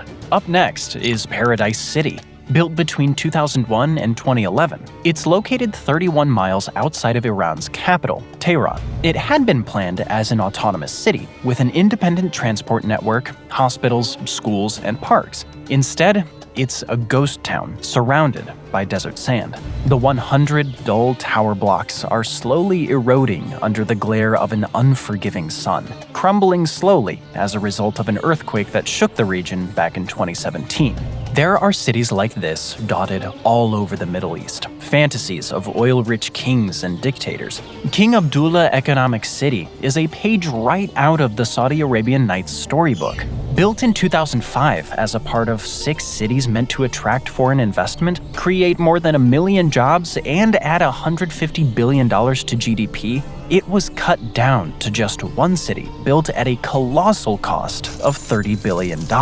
Today, it has a population of just 7,000 people, despite its target of having 2 million residents by 2035. Such duds are modern-day takes on the Colosseum, the Parthenon, the Egyptian pyramids, and all vanity projects of the ruling elite. As human civilization has advanced, marvels like the Goddard Tunnel of Switzerland, the Panama Canal, and the International Space Station, the most expensive structure in the world to date, built at the cost of $150 billion, have all been raving successes. But the duds are proof in themselves that it doesn't always end well. The fact is that more often than not, megastructures tend to turn out to be mega failures. Cost and time overruns are usually attached to such projects. Throw in unpredictable external developments, political or economic, and you've got a very expensive mess on your hands. Their proposers often overpromise and underdeliver, but their results are borne by the people much later at great cost to them. They are a reinvention of the phrase, for the people, by the people. And in the case of the line, 9 million people will be lured out into the desert by 2045, which has no factories, population centers, or infrastructure. And what will their task be? Build an economy from scratch. Make no mistake, NEOM could be completed despite all these setbacks and prove to be a success eventually. But at what cost? The country may still be able to overcome the loss of capital either way given its oil-rich economy. But nothing comes for free, and there is always a price paid for such expensive ventures. That cost will fall on Saudi Arabia's economy and its people. Even if it is a success, that would be counted as a Pyrrhic victory. There could have been a host of other projects that would have cost less and given more dividends more directly, effectively, and much sooner. There's no denying it. Saudi Arabia has pretty much backed itself into a corner. The scenario has given new meaning to the term, damned if you do, damned if you don't. Going ahead with the plan could prove to be too expensive and a waste of capital if it becomes impossible to execute. That would lead to a slide in the public standard of living, leading to rising public discontent, with serious social and political consequences. On the other hand, abandoning it is also politically untenable. It would knock out investor confidence and irreparably damage MBS's standing as a leader. It seems the scaling back of the project is the only wise decision available to MBS, since economically it might prove the lesser of two evils. What is already established is that the line won't be built as originally planned. This process might be the first of multiple reductions, and who knows, the process might continue until it's more molehill than mountain. Thanks for joining me today. I hope you enjoyed the video, and if you want to see more videos like this, then please consider subscribing and turn on notifications. It really does make a difference. Thanks again, and I'll see you next time on MatPack. Delmarva, Absaroka, Nickajack. These are just a few of the many proposed states in the US that never quite made it to fruition. We'll be counting down 12 of the most unique state proposals ever made while diving into the strange history of each. Number 12. Transylvania, first proposed in 1775. If you're a history buff or a literary fan, the name Transylvania probably jumps out right away. Most people associate it with Dracula and misty castles in Romania, but the American Transylvania was founded 122 years before Bram Stoker's novel ever hit the shelves. Transylvania was slated to become the 14th American colony, made up of the lands that are currently a part of present-day western and southeastern Kentucky and part of northern Tennessee. It was the brainchild of the Transylvania Company, a land speculation outfit led by Richard Henderson, a former North Carolina judge who ditched the courtroom in 1773 for a shot at colonial greatness. On March 17, 1775, Henderson and his company claimed to have purchased the land from the Cherokee Nation in the Treaty of Sycamore Shoals. But the deal wasn't exactly fair. Many Cherokee leaders opposed it, and both the British Crown and American states quickly declared it illegal. And Virginia and North Carolina weren't having it. They insisted the land already belonged to them under colonial rule. Then came the American Revolutionary War, and with it, the death knell for Henderson's dream. The Continental Congress rejected the Transylvania colony outright, refusing to recognize it as legitimate. With no legal backing, the project collapsed. Virginia absorbed most of the land into what became Kentucky, and North Carolina followed suit in Tennessee. The Transylvania Company's grand plan fell apart, and so did Henderson's fortune. His legacy was a failed colony with a spooky name. The creators of the next state were a little lazy when it came to names. Number 11. Delmarva, first proposed in 1776. It probably comes as no surprise that there were several state proposals made immediately following the American colony's Declaration of Independence on July 4, 1776. Delmarva was one such proposed state. The territory would be made up of the small peninsula off the east coast of Maryland that split between Delaware, Maryland, and Virginia. This is where the name Delmarva originated. Like we said, not very creative. The first formal call for independence from the Delmarva Peninsula came in November of 1776, just months after the colonies declared independence from Britain. During the drafting of Maryland's Declaration of Rights, delegates from the peninsula attempted to quietly insert a clause that would allow regions to secede from the state in the future. Their aim was to lay the groundwork for the peninsula to break away and form a new political entity. However, the proposal was rejected, and the idea of a separate state was put on hold. For the time being. The dream of Delmarva resurfaced decades later in 1833, this time with a different strategy. Rather than forming an entirely new state, lawmakers in Delaware proposed expanding their existing territory to include Maryland's eastern shore. The resolution gained significant traction, passing both chambers of the Delaware legislature as well as the Maryland House of Delegates. It looked as though the long-standing goal of unifying the peninsula might finally come to fruition. But it did not pass the Maryland Senate, and therefore the region was never incorporated into Delaware. In 1992, the Delmarva State Party was founded to revive the goal of forming a separate state. Advocates argued that the peninsula's population, around 750,000 at the time, was comparable to South Dakota's and projected to reach 922,000 in the next few decades. This population size, they claimed, justified statehood. Despite the effort and demographic argument, the movement failed to gain enough political traction.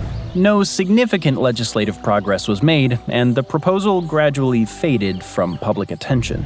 The next failed state is a David and Goliath story, except this time, Goliath won and forced its people into submission under the threat of execution. Number 10. Westlvania, proposed in 1776. After 1748, a petition proposed creating a new colony named Vandalia in the region where modern-day West Virginia, western Pennsylvania, and eastern Kentucky are today. The colony never materialized, but its supporters persisted. In 1776, they rebranded the proposed colony as Westlvania and submitted a new petition to the Continental Congress. The petition was ignored, and Congress took no action to recognize the state. Instead, much of the territory intended for Westlvania was incorporated into Pennsylvania. Despite multiple attempts and significant backing, the proposed colony failed to gain legitimacy or approval, and Westlvania remained an unrealized concept. Despite Congress ignoring their petition, Westlvania's supporters remained committed to obtaining statehood. Residents of the region, removed from Pennsylvania's political center, believed they were neglected and misrepresented. Life on the western frontier was vastly different from that in Philadelphia, and the settlers felt their unique challenges and needs were not being addressed. In response, they began threatening to secede from Pennsylvania, hoping this pressure would force the government to acknowledge their demands. At best, they hoped for full independence and the creation of a new state. However, Pennsylvania responded swiftly and decisively. The state passed legislation declaring any promotion of Westsylvania or talk of secession would be seen as an act of treason. The punishment was death. This draconian response sent a clear message and effectively crushed the movement. Faced with the threat of execution, most supporters abandoned the cause. The dream of Westsylvania, like so many proposed states in early America, faded into history without ever being realized. The next proposed state only narrowly missed becoming the 14th state in the Union by a fraction of a vote. Number 9. Franklin, proposed in 1784. After the Revolutionary War, the United States found itself completely broke. To generate revenue, states began ceding western lands to the federal government, which in turn sold the land to settlers. This approach expanded national territory and funded government operations. North Carolina appeared to follow this practice when it ceded its western lands, present-day Tennessee, in 1784. However, a conspiracy was underway. The land was quickly claimed by local leaders who sought to form a new state, independent of both North Carolina and the federal government. This unauthorized effort led to the creation of the short-lived state of Franklin, revealing that the cession was not simply a patriotic gesture, but part of a plan to seize political control of the region and establish a separate government. North Carolina's leaders didn't simply cede their western lands out of patriotism. Instead, they sold the land at low prices to wealthy political insiders. Then they officially ceded the land to the federal government, but the scheme had a hidden motive. When the federal government eventually sold the land to settlers, these insiders expected a hefty cut of the profits. Their cheap purchases would turn into major gains once resold at market value. This maneuver allowed them to exploit a patriotic act for personal financial benefit, masking corruption as public service while manipulating the federal land sale process. Eventually, the new settlers to the region found out about the shady dealings that the North Carolinian elite were engaging in. They banded together and made a proposition that the territory west of the Appalachian Mountains secede from the North Carolina corruption and become its own state. This new state would be called Franklin. The settlers formally petitioned the federal government to become the 14th state. However, the proposal fell short by just 2 votes in Congress, missing the required 2/3 majority. Without federal recognition, Franklin's bid for statehood failed. As a result, the region had no choice but to abandon its independence efforts and reintegrate into North Carolina. The brief attempt at forming a new state ended without success or any official status. For our next proposed state, we're gonna head west, to the land of cowboys and Mormons. Number 8. Deseret, proposed in 1849. After the Mexican-American War ended with the Treaty of Guadalupe Hidalgo in 1848, vast swaths of land came under U.S. control. These areas were soon organized into federal territories. However, one group, the Mormons, saw an opportunity. Seeking religious freedom and self-governance, they proposed creating their own state in the newly acquired land. In 1849, the Mormon community organized a constitutional convention to draft a constitution for the proposed state of Deseret, a bold move designed to petition Congress for official statehood. Their proposal was ambitious. Deseret would encompass the entire Great Basin, stretching across all of present-day Utah, Nevada, Arizona, Southern California, and parts of Colorado and Oregon. This would be by far the largest state in America at the time. The Mormons presented the proposed state of Deseret as a model of civil order during a time when the newly acquired Western territories had descended into pure chaos. The Constitution of Deseret was very similar to that of Iowa at the time. Mormon leaders ensured the document included a clear separation of powers and civil rights protections for all residents, not just members of their faith. Notably, the Constitution prominently guaranteed freedom of religion, reflecting the Mormons' desire for religious tolerance after facing persecution. This provision highlighted their commitment to building a state where diverse beliefs could coexist. It may be unsurprising to some that what actually ended up happening was that the Mormons used the state of Deseret as a civil branch of their religion.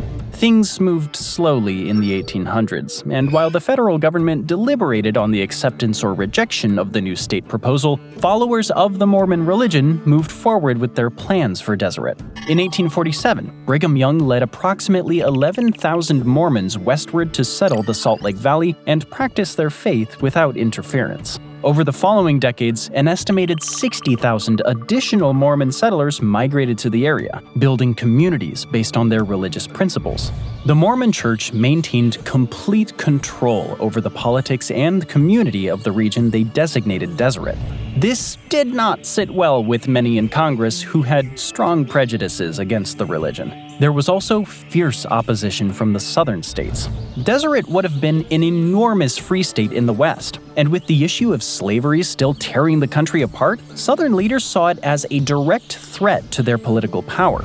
With the Civil War still a decade away, the balance between free and slave states was a fragile, fiercely protected line. Fearing a shift in that balance, all of the southern states voted against granting Deseret statehood. In 1851, the federal government crushed the future of Deseret once and for all. Instead of adopting the Mormon proposal, the government created the Utah Territory, later becoming the state of Utah. The Mormons did not give up. They petitioned for Deseret statehood again in 1856, 1862, and 1872. However, as history has shown, these petitions were unsuccessful, and the Mormon state of Deseret never became one of the stars on the American flag. The next state name was proposed for 4 different regions of the United States, making it the most popular failed state name in American history. Number 7. Jefferson, proposed in 1859, 1870, 1915, and 1941. The first state proposal under the name Jefferson occurred in 1859 and was located west of the Kansas Territory at the time. This state was petitioned for by miners in the Rocky Mountains, and they actually got approval by the Kansas government to draw up borders. Unfortunately, the citizens of Jefferson could not come to an agreement over what should be included in the Constitution for the new state, and eventually, Jefferson became the Colorado Territory instead.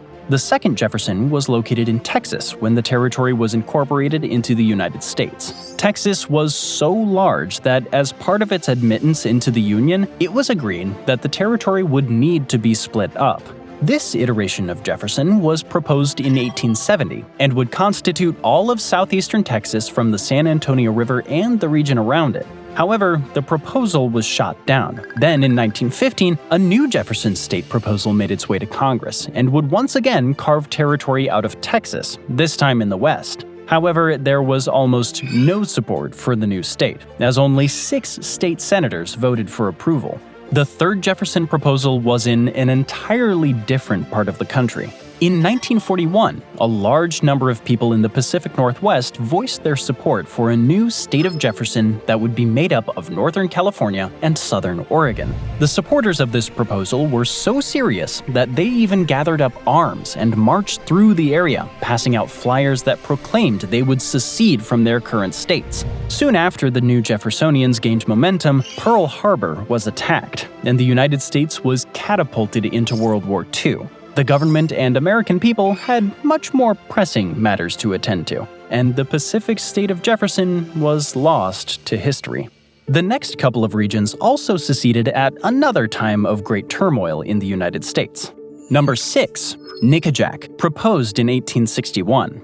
As tensions over slavery escalated in the mid-19th century, not all Southern communities aligned with the Confederate cause. In the mountainous regions of North Alabama and East Tennessee, slavery was far less common. The terrain in these areas made large plantations impractical, resulting in fewer enslaved people and a more modest, rural economy. Many residents viewed the growing national divide not only as a conflict over slavery, but also as a deeper rift between wealthy elites and the working poor. These communities had little in common with the plantation aristocracy that dominated Southern politics and began to sympathize more with the Union than the Confederacy. It became clear that the Southern states intended to secede from the United States, so some communities in North Alabama and East Tennessee proposed a secession of their own and formed the state of Nickajack. However, the political structure of the time worked against them. Because enslaved individuals were counted towards representation, even though they had no voting rights, slaveholding regions gained disproportionate influence in state legislatures. This imbalance in political power doomed the Nickajack proposal to failure. The idea was ultimately rejected in the state Senate, and the region was forced to remain within Confederate-aligned states. Despite the legislative defeat, the anti-Confederate sentiment in the area persisted. Many residents resisted conscription into the Confederate Army, and some even joined Union forces, openly fighting against the Confederacy. Nickajack never became an official state, but it stood as a powerful symbol of Southern Unionism and internal opposition to the Confederacy.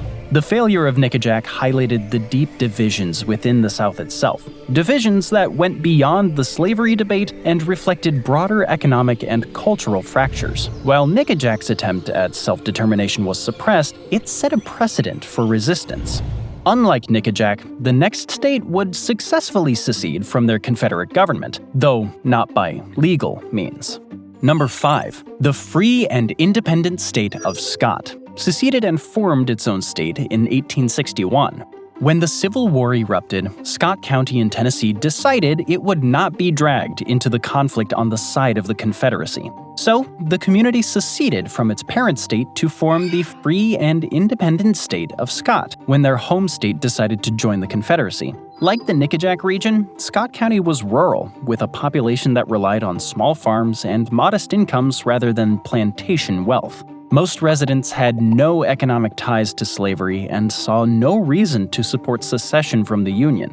Since the Tennessee government ignored the act of secession and did nothing to stop Scott County from leaving, technically, they succeeded. It remained an unofficial but self-identified independent entity for more than a century. Then, in 1986, 125 years after declaring independence, Scott County formally requested to rejoin Tennessee. The state welcomed the move with a public celebration, symbolically ending the county's long-standing claim to independence and dissolving the Free and Independent State of Scott. Scott County's act of secession stands as one of the few successful efforts, albeit unrecognized by the federal government, of a U.S. community breaking away during the Civil War.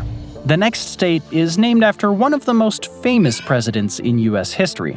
His name has been used twice in state proposals, but as any current map of the United States shows, the 16th president has yet to have a state named after him. Number 4. Lincoln, proposed in 1865. The idea of naming a state after President Abraham Lincoln has been proposed multiple times in U.S. history, though none of these attempts have succeeded. The first proposed state of Lincoln emerged as a result of Texas's annexation into the United States. Because Texas was required to divide its territory in order to join the Union, several new state ideas were floated. One of them, the state of Lincoln, would have encompassed the land south and west of the Colorado River. Despite initial discussion, the plan failed to gain momentum and quickly faded without action. A more serious attempt came from the Pacific Northwest. When Washington State, Idaho, and Montana were made into territories in 1864, there was uncertainty over which territory would govern the region now known as the Idaho Panhandle. Residents of the area, feeling politically and geographically isolated, drafted a petition to form a new state called Lincoln, but their proposal was rejected by Congress. Then, in the early 20th century, there was a resurgence of support for the state of Lincoln. This time, their ambitions were much larger, and the proposed state would also include eastern Washington, northern Idaho, and western Montana, stretching to the Continental Divide. Supporters believed the region's unique geography, economy, and political interests were distinct enough to justify statehood. However, despite local enthusiasm, the federal government again denied the request. Though the state never materialized, support for the state of Lincoln has persisted in regional discussions, especially when political or economic grievances with state capitals arise. The next proposed state thinks it's superior, literally.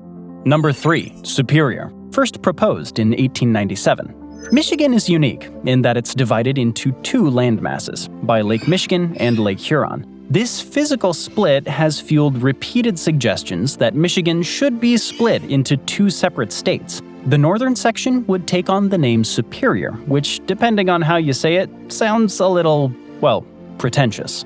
The Superior State. The state of Superior. Just Superior. The name actually comes from Lake Superior, which borders the region, but you can't help but wonder if the folks pushing for statehood were being a little condescending by picking Superior over other options, like Ontonagon, which had also been proposed. There have been several iterations of the state of Superior, but they all contain a somewhat similar border. In 1897, a proposal for the new state included the northern half of Michigan along with part of Wisconsin. And although nothing ever came of this petition, it didn't stop Yoopers, people from Upper Michigan, from coming up with creative ways to get their own state.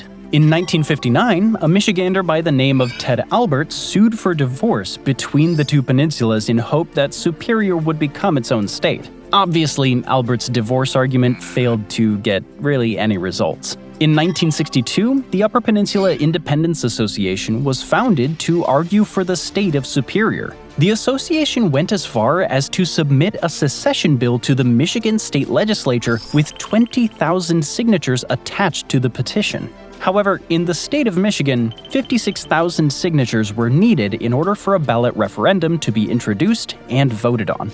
Then, in the 1970s, northern Michigan combined forces with northern Wisconsin to try and make state Superior a reality.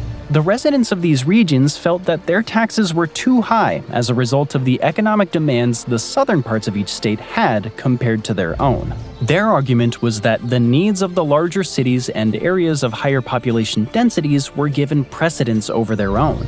There was also growing resentment over the fact that both state governments, located in the southern parts of Michigan and Wisconsin, were passing environmental legislation that threatened the livelihoods of many Northerners. In response, several legislators from the northern regions of both states proposed creating a brand new state, but nothing ever came of it. Interestingly, the state of Superior has recently been on the minds of Northerners once again for the same reasons as it was in the 1970s. When Michigan started revising tax laws, there was discussion of secession in the North. Will there be another attempt at secession? The second-to-last proposed state would have been unique in that it would have created a state by Native Americans for Native Americans. Number 2. The State of Sequoia. Proposed in 1905. Throughout U.S. history, Native American communities have faced repeated injustices, especially regarding land and sovereignty. One of the most significant efforts by Native tribes to establish political autonomy came in 1905 with the proposed State of Sequoia. This proposal aimed to create a Native American-led state in what is now Oklahoma. At the time, this region was not part of any U.S. state. It was composed of federally controlled land and Native American territory at the time. Much of the area had been given to Native American tribes through several treaties following the Indian Removal Act of 1830. Unfortunately, during this time, things were changing, and not for the better. In 1898, the U.S. government passed the Curtis Act, which was used to forcibly assimilate indigenous peoples into the American way of life. The act dismantled tribal governments and legal systems, effectively ending much of the sovereignty Native communities in the territory once held. In response, leaders of the Cherokee, Choctaw, Creek, Chickasaw, and Seminole tribes organized a constitutional convention in Muskogee. Their goal was to preserve their cultural identity and maintain some degree of political autonomy. The result was a drafted constitution and Bill of Rights for the proposed state of Sequoia, which would have been governed by indigenous leaders and structured like any other U.S. state. Unsurprisingly, the federal government was hesitant to create a state controlled by people whom they had been oppressing for over 100 years. Congress refused to even consider the 1905 proposal to form the state of Sequoia, and it never even went to a vote. Instead, the federal government voted to create a different state which would encompass the Native American territory along with a significant amount of land to the west. This is how, in 1907, the proposed state of Sequoia was destroyed and the state of Oklahoma was created. Our last state that never came to be may have had the most passive-aggressive secession in all of U.S. history. Number 1. Absaroka, proposed in 1935. The idea for the state of Absaroka may have existed before 1935, but it was during the mid-1930s that the movement gained real momentum. Like many other proposed states in American history, Absaroka was born from political frustration, this time in northern Wyoming, southern Montana, and western South Dakota. Residents in these sparsely populated areas felt ignored by their respective state governments. They watched public funding disproportionately support the more populous southern cities, while their communities remained underdeveloped and politically marginalized. The secessionist movement aimed to form a new state named Absaroka after the Absaroka Range of the Rocky Mountains. In 1939, the areas that would make up Absaroka first tried to secede from their home states. However, unlike more formal statehood efforts, the Absaroka campaign never followed legal channels. There were no constitutional conventions, legislative petitions, or appeals to Congress. Instead, the movement took a more passive-aggressive approach to secession. Supporters began issuing Absaroka license plates and even held a Miss Absaroka beauty pageant in 1939 to promote the state's identity. A man named A.R. Swickard emerged as a prominent leader of the movement. Declaring himself the governor of Absaroka, Swickard attempted to continue the illusion that the state of Absaroka was real. When World War II broke out and the United States entered the conflict, national priorities shifted dramatically. The country's focus turned toward wartime unity and production, and the citizens of the proposed Absaroka region set aside their ambitions for independence. Interest in secession waned, and the state of Absaroka quietly disappeared. Thanks for joining me today. I hope you enjoyed the video, and if you want to see more videos like this, then please consider subscribing and turn on notifications. It really does make a difference. Thanks again, and I'll see you next time on MatPack. The US has the most billionaires of any country in the world, counting 902 in total as of 2025. A number that very well may have gone up by the time you watch this video. Today, we're bringing you the richest person in every state, ranked from poorest, relatively speaking that is, to richest. Number 50. Alaska, Leonard Hyde and Jonathan Rubini. These Anchorage-dwelling real estate magnates have made their fortune mostly via commercial real estate developer company JL Properties. Hyde's specialty wasn't always real estate. He has a degree in engineering from Vanderbilt University and worked as an oil and gas engineer for Arco and a commercial real estate broker before starting his own firm. If you live in Anchorage, you're definitely familiar with some of the buildings Hyde and Rubini operate, including ConocoPhillips Towers and the appropriately named JL Tower. How much are they worth? Well, they aren't quite billionaires, but they're close, with each having made around $400 million. Number 49. Delaware, Elizabeth Snyder. If you've ever bought skiing or hiking gear for your new outdoorsy hobby you tried once and never again, you've probably given money to Elizabeth Snyder, or more specifically to her family business, Gore-Tex. Gore-Tex is a lightweight and waterproof fabric used in a lot of outdoors and activewear. It was first discovered by Elizabeth's now-deceased brother Bob by accident. While working as a chemical engineer, he was trying to stretch Teflon and ended up with Gore-Tex. Today, they have over 7,000 patents and $4.5 billion in yearly sales, which has left Elizabeth just shy of being a billionaire with a net worth of $800 million. Number 48. West Virginia, Brad Smith. Even though his name sounds like a bad spy alias, Brad Smith is a very real and very rich person. He made his fortune as the CEO of Intuit between 2008 and 2018, a company you may recognize as the makers of TurboTax, QuickBooks, and other software you hate but have to use. Since Intuit's revenue doubled while Smith was CEO between 2008 and 2018, he got a good chunk of money for his work, including a whole bunch of shares, some of which he sold for $300 million. Forbes estimates that he still holds almost 1 million shares, which is where the majority of his fortune lies, getting him very close to billionaire status with a net worth of $900 million. Number 47. North Dakota, Gary Tharaldson. Now we come to our first true billionaire. Gary Tharaldson is a proudly self-made man who made most of his $1.2 billion fortune in hotels, starting with the purchase of a Valley City Super 8 motel in 1982. He continued to build and own hotels in regional markets, eventually coming to operate over 480 in total, which averages out to around one new hotel per month for 40 years. In 2006, Tharaldson sold 130 hotels to Goldman Sachs Property Group, netting him $1.2 billion. Ever the entrepreneur, he reinvested most of his profits into even more commercial and residential developments, and also built an ethanol facility in Fargo. Number 46. Alabama, Jimmy Rain. Known locally as the Yellow Fella, Jimmy Rain built his $1.5 billion fortune in lumber as the CEO of Great Southern Wood Preserving. Rain's company makes decks, fences, and a whole host of other finished lumber products. Along with his brother, they took over the family business in the 1970s, which at the time was worth around $22,000. They transformed it into the giant moneymaker it is today, raking in $2 billion a year. The reason he's known as the Yellow Fella? That's the name of his cowboy persona in TV commercials. Number 45. New Mexico, Ron Corio. Ron Corio has the distinction of not only being New Mexico's richest person, but also being the state's first ever billionaire.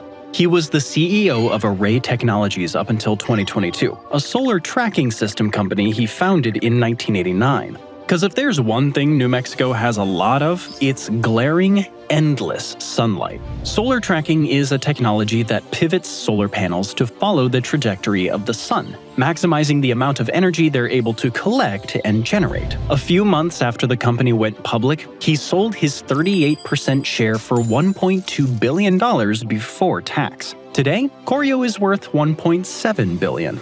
Number 44. Vermont, John Abel.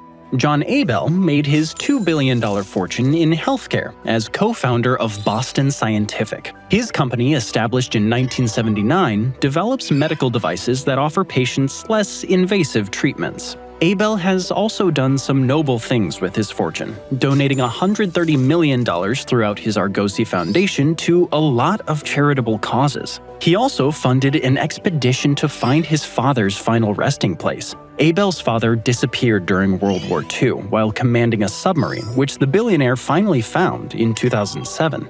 Number 43, South Dakota, T. Denny Sanford. Unlike most billionaires, T. Denny Sanford has made it clear he'd prefer to die broke. To that end, he's given away over $1 billion of his fortune, taking it down from $3.4 billion in 2022 to $2.1 billion today. The beneficiary of this generosity is Sanford Health, which owns 43 nonprofit hospitals. Sanford made his money via First Premier Bank. It has just 17 branches in South Dakota and specializes in offering credit cards, particularly MasterCards, to high-risk borrowers. Number 42, Minnesota's Glenn Taylor. Though Glenn Taylor is worth $2.9 billion today, he wasn't always rich. In fact, he grew up on a poor rural farm in Minnesota, making money by doing odd jobs on his neighbors' farms for $1 an hour. He then worked at a wedding business throughout college and eventually made enough, along with loans, to buy them out for $2 million in 1975. He renamed the business Taylor Corp, of course, and took it in a totally different direction, transforming it into a printing business. Now, instead of dealing with flower arrangements and DJs, the corporation specializes in printing services, marketing, and branding for companies like McDonald's, Macy's, Google, and Best Buy. Even so, Taylor admits he still prefers farming. Quote, "I like the garden and the farm stuff because I'm by myself, and it's the opposite of what I do all day long. Sit in meetings, solve problems, listen to people, hear complaints, and deal with bad things." Number 41. Idaho. Frank Vandersloot. Vandersloot is yet another billionaire who grew up poor, actually running his family farm while his dad worked for the railroad. When he went to university, he lived in a laundromat to make ends meet. However, life is very different for Frank today. He's the owner of Melaleuca, which makes over 450 wellness, nutrition, and cleaning products, and has a customer base of over 1 million consumers each month. As a result, Vandersloot is worth $3.1 billion and owns over 148,000 acres in his home state of Idaho, as well as Utah and Montana. Number 40. Mississippi. Thomas and James Duff. The first brothers on the list, James and Thomas Duff, took over their dad's shop, the Southern Tire Mart, and gradually built up a company now called Duff Capital Investors. They took over their father's original store, Southern Tire Mart, and after it was sold in 1998, they bought it back in 2003, turning it into a billion-dollar business. They also expanded Duff Capital to include Southern Insurance Group, Frozen Food Express, and KLLM Trucking, among many, many other business ventures. In 2024, the company raked in over $5 billion, and the brothers have a net worth of $3.3 billion each. Number 39. Rhode Island, Jonathan Nelson. After a stroll around the yachts and properties of Newport, Rhode Island, you might find it hard to choose who the region's richest resident is. But the answer is Jonathan Nelson, owner of a $3.4 billion fortune made through private equity. Nelson founded his firm, Providence Equity Partners, in 1989 and remained CEO until 2021, thanks to strategic investments in over 170 companies and smart sales like that of scuba diving certification company PADI for $700 million. Nelson is doing pretty well for himself. Number 38. Maine, Susan Alfond. Susan Alfond and her 3 siblings made their money from the company started by their father, Dexter Shoe Company. Her father, Harold Alfond, made a wise decision by selling his company to Warren Buffett in 1993. Don't worry, we'll get into Buffett's fortune later on the list, in exchange for stock in Berkshire Hathaway. So now, his kids are now holding onto some of the most valuable stock on the planet, which is why Susan Alfond has a net worth of $3.8 billion. Number 37. Utah, Gail Miller. Car dealerships are more often associated with sleazy salesmen than billionaires, but turns out you can make great money with the right ones. Just ask Gail Miller, who has built a fortune of $4.4 billion through car dealerships.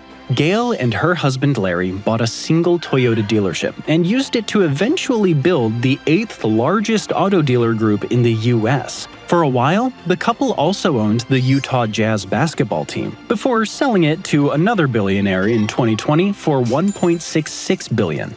Larry unfortunately died in 2009, but Gail continued to develop the company until she sold it to Asbury Automotive in 2021 for $3.2 billion. Today, she has another dream, bringing a baseball team to represent her hometown of Salt Lake City. Number 36. South Carolina, Robert Faith. Though Robert Faith initially wanted to be a petroleum engineer, studying it at the University of Oklahoma, he graduated during a recession, leading to a lack of jobs in oil. Faith went on to earn an MBA from Harvard Business School instead. It was the right choice, because after getting his first job as a real estate developer, he is now the founder and CEO of Greystar, a global real estate firm that operates over $320 billion in real estate on 5 continents. As a result, Faith personally has a net worth of $5 billion as of 2025. Number 35. Maryland, Annette Lerner. 95-year-old Annette Lerner is worth $5.3 billion thanks to real estate company Lerner Enterprises. The business started when she lent $250 to her husband, Ted Lerner, in 1952, who dreamed of owning a real estate company. Setting aside the fact that $250 was a significant amount for real estate in 1952, Ted quickly developed his company into one of the largest owners of real estate in Washington, D.C. Since his death in February 2023, his estate, including the Washington Nationals baseball team, has been left to Annette and his children. Number 34. John Overdeck. John Overdeck, co-founder of 2 Sigma, is worth a staggering $7.4 billion. Launched in 2001, 2 Sigma is a New York-based hedge fund that uses artificial intelligence, among other cutting-edge methods, to predict stock market trends. And clearly, it works. In 2016 alone, Overdeck earned $375 million. Just a year later, the firm was managing $41 billion in assets, and Overdeck ranked among the highest-paid hedge fund managers in the world. But success didn't come without friction. Over time, tensions grew between Overdeck and his equally wealthy co-founder, David Siegel, who also worth $7.4 billion. Eventually, both men stepped back from day-to-day operations and now serve as co-chairs of the company. Guess money can't buy you friends. Number 33. Montana. Dennis Washington. Another self-made man on our list. A surprising amount of the poorer billionaires are. Washington had a tough childhood. He lived in government housing, shined shoes for extra money, and contracted polio at age 8, which kept him in hospitals and clinics for over a year. He got his first real job greasing equipment in Alaska, which led to a love of machinery. Eventually, he got a $30,000 loan and started Washington Construction. This has evolved into Washington Companies, a group of businesses including copper mining, marine transportation like C-SPAN Corporation, the owner of over 150 container ships, and heavy equipment. As of 2025, Washington has a net worth of $7.4 billion. Number 32. Ohio. Les Wexner. You may not associate Victoria's Secret with a 5'6" man in his 80s, but perhaps you should, because Les Wexner is the man who built up the brand when he bought it in 1982. Before that, it was just a small chain of San Francisco lingerie shops about to go bankrupt. Wexner got his start with a $5,000 loan from his aunt in 1963 to open The Limited, which focused on selling only fast-moving basic shirts and pants. He then kept expanding until forming the company L Brands, which at one point oversaw The Limited, Express, La Senza, Victoria's Secret, and Bath & Body Works. However, the individual companies were eventually either sold off or closed, and L Brands was rebranded as just Bath & Body Works. Wexner still has a fortune of $7.9 billion to his name. Number 31. Kentucky. Tamara Gustafson. If you've ever thrown all the useless stuff in your basement to a storage unit, you probably have Tamara Gustafson's family to thank. Her father, B. Wayne Hughes, co-founded Public Storage in 1972. Today, Tamara owns 10% of the company after working there for 20 years, and also sits on the board. However, she has also diversified her interests. She's the director of a foundation focused on childhood leukemia, and like any obscenely rich person, now the owner of racehorse breeding farm Spendthrift Farm, which has produced 10 Kentucky Derby winners. Gustafson's personal wealth is currently valued at $8.3 billion. Number 30. Missouri. John Morris. Have you been to a Bass Pro Shop? Even if you're not a fisherman, the chain is famous enough that you've likely heard of them. Well, its founder and CEO, John Morris, is the richest person in Missouri thanks to the store's success, with a net worth of $9.1 billion. The company had very humble beginnings. Morris first sold fish out of the back of his father's liquor store in Springfield. Today, Bass Pro Group has bought out both rival chain Cabela's and White River Marine Group to manufacture fishing boats as well. Number 29. North Carolina. James Goodnight. James Goodnight was ahead of his time. In 1976, he and John Saul founded analytics software company SAS, at a time when most people weren't even sure what software was or did. Goodnight had a PhD from North Carolina State University in statistics and worked there as a faculty member before coming up with his company idea. SAS sells software to analyze agricultural data and makes around $3.3 billion in revenue every year. Goodnight currently has a net worth of around $9.3 billion. SAS also has a good reputation among employees. The company offers daycare, on-site pharmacies, and sports leagues, among other incentives and programs. In fact, it ranked number 1 on the Great Place to Work Institute multinational list. So, if you're looking for a new job, might be worth it. Number 28. Louisiana, Todd Graves. Todd Graves' success story is a great lesson in never give up, no matter what they tell you. When he was in college, he had an idea. He wanted to open up a restaurant that would only serve chicken finger meals. His professor thought it was so bad, he gave him the lowest grade in the class. His local bank had a similar reaction and denied him financing.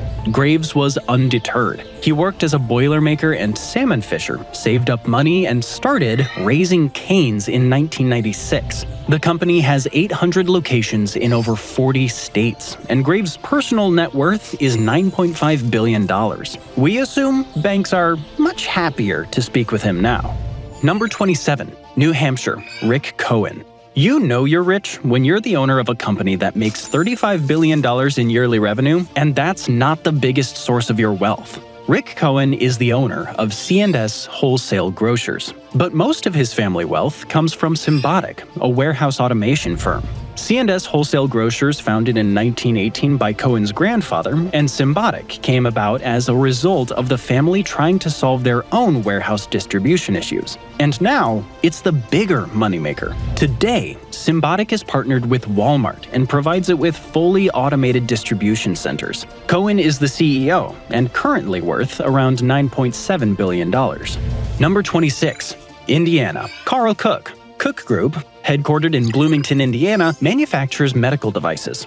The company was founded in 1963 by Bill and Gail Cook in their apartment. One of the first devices Bill ever made was a cardiovascular catheter made with materials you would never want near your heart. Bill spent $1,500 on a soldering iron, blowtorch, and plastic tubing to put the catheters together. When he died in 2011, his son Carl Cook took over the business. He has expanded Cook Group since Bill's death and is now worth $9.9 billion. Number 25. Hawaii, Pierre Omidyar. An immigrant success story, Pierre Omidyar was born to Iranian parents in France before moving to the US at 6 years old. In 1995, he founded a company you may know as eBay, making millions and then billions of dollars in relatively short order. He also bought PayPal in 2002. Omidyar and his wife are a pretty generous couple. Not only did they gift a minimum of 9.6 million eBay shares per year from 2005 to 2020, but they've also given over $1.5 billion to nonprofits and impact investments. The billionaire has several investments in different industries, including resort properties in the US and Mexico and First Look Media, which he founded. That's why his net worth is a healthy $10 billion. Number 24. Iowa, Harry Stein. Perhaps it's no surprise that Iowa's richest person made his $10.2 billion fortune in agriculture. Harry Stein was born to a farming family and from a young age was fascinated by seeds. This would serve him well, as he eventually founded Stein Seed, creating varieties that would yield more crops or be resistant to pesticides and disease. Today, he licenses a lot of his seed genetics to massive companies like Monsanto and Syngenta. Though he had some difficulties due to dyslexia and mild autism, Stein had a great talent for math and data, which helped him build his enormous empire. The billionaire never forgot his roots, donating to Iowa institutions like Drake University and Spurgeon Manor Nursing Facility. Number 23. Georgia, Dan Cathy, Bubba Cathy, and Trudy Cathy White. The three kids of Truett Cathy made their $10.9 billion fortunes each by inheriting Chick-fil-A from their father. Truett founded Chick-fil-A in 1967, and it quickly expanded over the entire southern U.S., gradually infiltrating other regional markets as well. The Cathy kids worked in their dad's restaurants growing up, including cleaning and doing odd jobs. Dan Cathy became CEO in 2013, and eventually his son, Andrew Cathy, took over in 2021. Number 22. Colorado. Philip Anschutz. Sports fans probably best know Philip Anschutz as the owner of the Los Angeles Kings hockey team and the owner of LA's Crypto.com arena. However, he built his $15.3 billion fortune in a whole lot of different industries over time, including oil, railroads, telecom, real estate, and entertainment. Anschutz Entertainment Group has more than 70 arenas and concert venues around the world. Philip has also gotten more green over the years. Anschutz is currently building one of the world's biggest wind farms on 320,000 acres in Wyoming. Number 21. Arizona. Ernest Garcia II.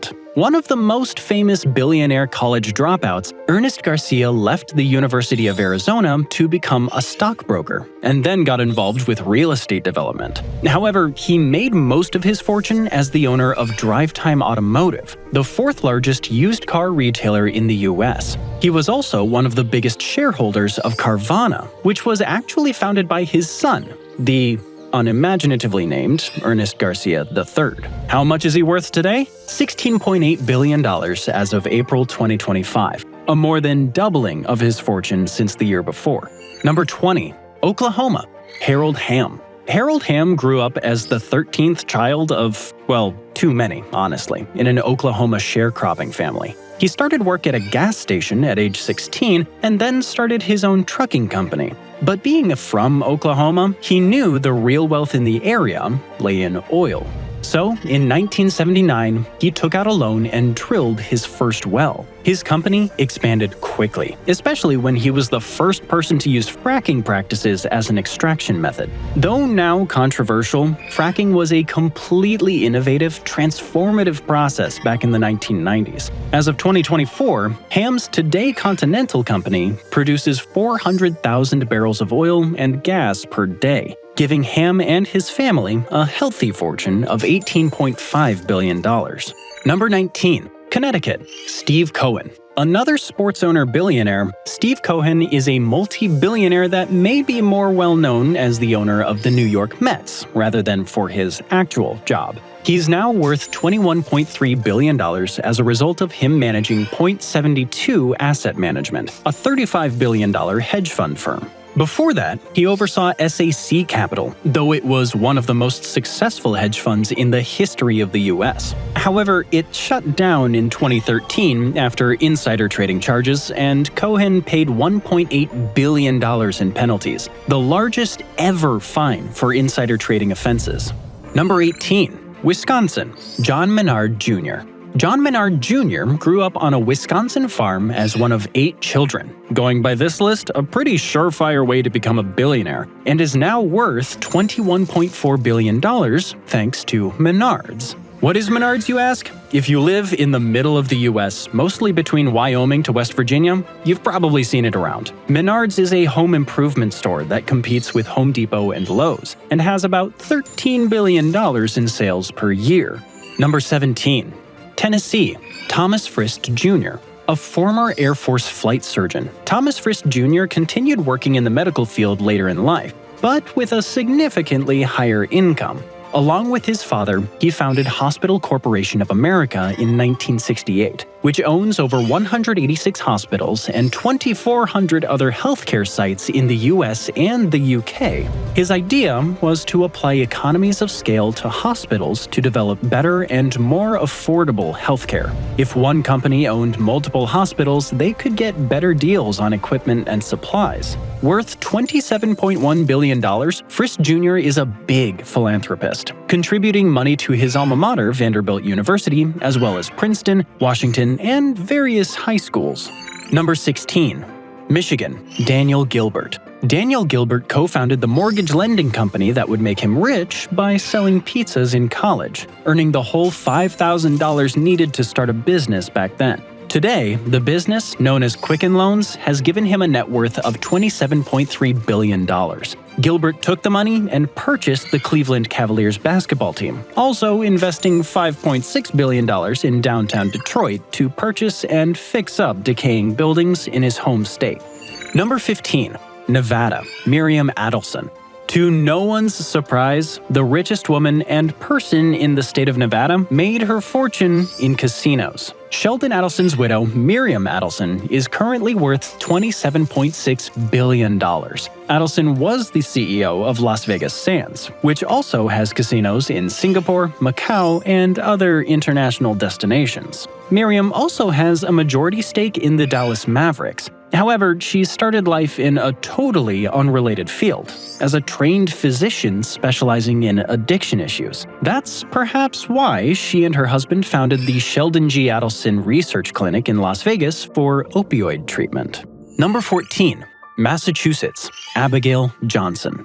Abigail Johnson's grandfather, Edward Johnson II, founded mutual fund Fidelity Investments in Boston way back in 1946. Abigail took it over in 2014 and has a 28.5% stake in the firm. Under her leadership, Fidelity has thrived and is also one of the first mutual fund firms to embrace cryptocurrencies. Johnson has made such a name for herself that not only is she now worth $28.6 billion, but American Banker recognized her as the second most powerful woman in finance worldwide in 2024. She remains the first and only woman to serve on the Financial Services Forum.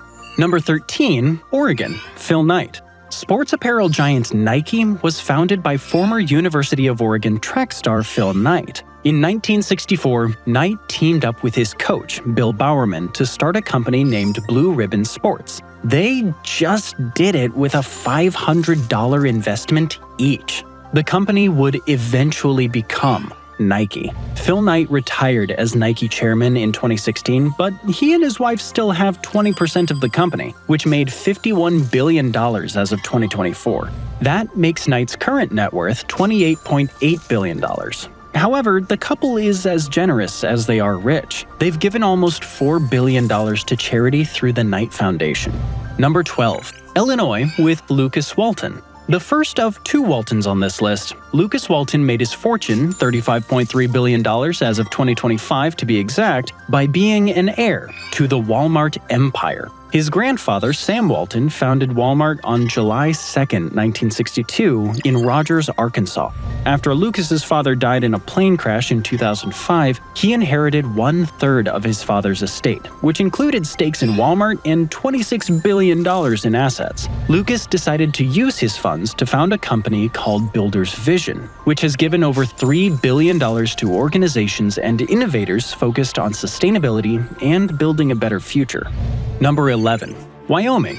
John Mars. Did you know that candy giant Mars also owns food and pet brands like Ben's Original Rice, Pedigree, and Whiskas? In fact, it's such a big company that multiple of the founder's heirs appear on this list, including John Mars. His grandfather Frank founded the company in 1911, and Mars released its first truly hit product, the Milky Way bar, in 1923, inspired by a popular milkshake. It was marketed as chocolate malted milk in a candy bar. John went to Yale, served in the U.S. Army, and then joined the family business. His father tested him by making him fly to the other side of the world, Australia, and set up a pet food company in a market he knew nothing about. It must have worked, as he's now worth $40.2 billion. Number 10. Virginia. Jacqueline Mars. Another heir of the Mars fortune, Jacqueline Mars is John Mars' sister, and also worth $40.2 billion thanks to a combination of candy and pet food. She worked for the Mars Company for 20 years and now owns 1/3 of it. Like most rich people, she enjoys being on various boards. She's on the board of the National Archives and used to be on the board of Washington National Opera. In addition, she owns Stonehall Farm, which specializes in organic farming, horse training, horse breeding, and other billionaire hobbies in her resident state of Virginia. Number 9. Pennsylvania. Jeff Yass. Jeff Yass shot up the top billionaire list when his personal net worth more than doubled between 2024 and 2025, from $27.6 to $59 billion. He started his career in a very unorthodox way, as a pro gambler. Eventually, after winning a fair amount of money, he started trading on the Philadelphia Stock Exchange and co-founded Susquehanna International Group, a now huge Wall Street trading firm with partners in 1987. Yass firmly believes his gambling experience helped his company succeed. So much so that to this day, Susquehanna trains traders using poker tournaments to fine-tune their decision-making skills. Number 8. Kansas. Charles Cook. The surviving sibling of the Cook Empire, Charles Cook has a net worth of $67.5 billion. He has been the chairman of Cook Incorporated, a company started by his father Fred Cook since 1967. Cook Incorporated is the second largest private company in the U.S., making over $125 billion annually, mostly from pipelines, chemicals, software, and Dixie cups. What Cook may be most well known for, however, is his political influence. Through the hybrid super PAC Americans for Prosperity, the Cook brothers have spent over $257 million supporting conservative candidates since 2004. Number 7. New York. Michael Bloomberg. The former mayor of New York City, Michael Bloomberg, is worth $104.7 billion. Bloomberg worked at Wall Street investment bank Salomon Brothers for 15 years and was later fired. It turned out to be the best thing that could have happened to him, as he then co-founded media company Bloomberg LP and now owns 88% of it. The New York-based billionaire is also very generous. He has donated $17.4 billion to causes including gun safety, climate change, and education. He recently made headlines for personally stepping up to fund the United Nations Framework Convention on Climate Change after the U.S. withdrew its government funding. Bloomberg plans to donate his stake in Bloomberg LP to his charities upon death. Number 6. Arkansas. Jim Walton. Another Walmart heir, Jim Walton is the youngest son of founder Sam Walton and also worth $106.9 billion, making him by far the richest person in Arkansas, a state where the median income is $58,873. Jim sits on Walmart's board and is the chairman of the related Arvest Bank Group. Walmart may be the world's largest employer with over 2.1 million workers, but many of its employees earn such low wages that taxpayers end up footing the bill. According to Forbes, about $6.2 billion is spent annually on public assistance like food stamps, Medicaid, and subsidized housing. Number 5. Washington. Bill Gates. As one of the original Silicon Valley geniuses, Bill Gates needs no introduction. He's the co-founder of Microsoft, the software company that designs most of the world's office applications, and yet still hasn't found a way to intuitively move an image in Word. Bill Gates dropped out of Harvard to start his company, inspiring millions of college kids to believe that if they just walked out of their lecture halls, they too could become billionaires. Results of that experiment remain to be seen.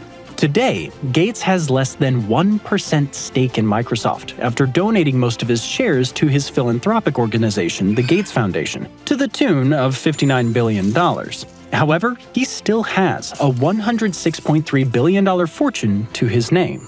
Number 4. Nebraska. Warren Buffett. Most billionaires buy mega yachts and mansions with gift-wrapping rooms when they make it big. Not Warren Buffett, though. The Oracle of Omaha, as he is named for his wise investing decisions, still lives in the home he bought in 1958 for $31,500. He also has a vacation home in Laguna Beach and some farmland, but that's pretty much it. For a man worth $161.8 billion, that may seem surprising, but Buffett isn't too interested in possessions. As he said in 2017, possessions possess you at a point. I don't like a $100 meal as well as I like a hamburger from McDonald's.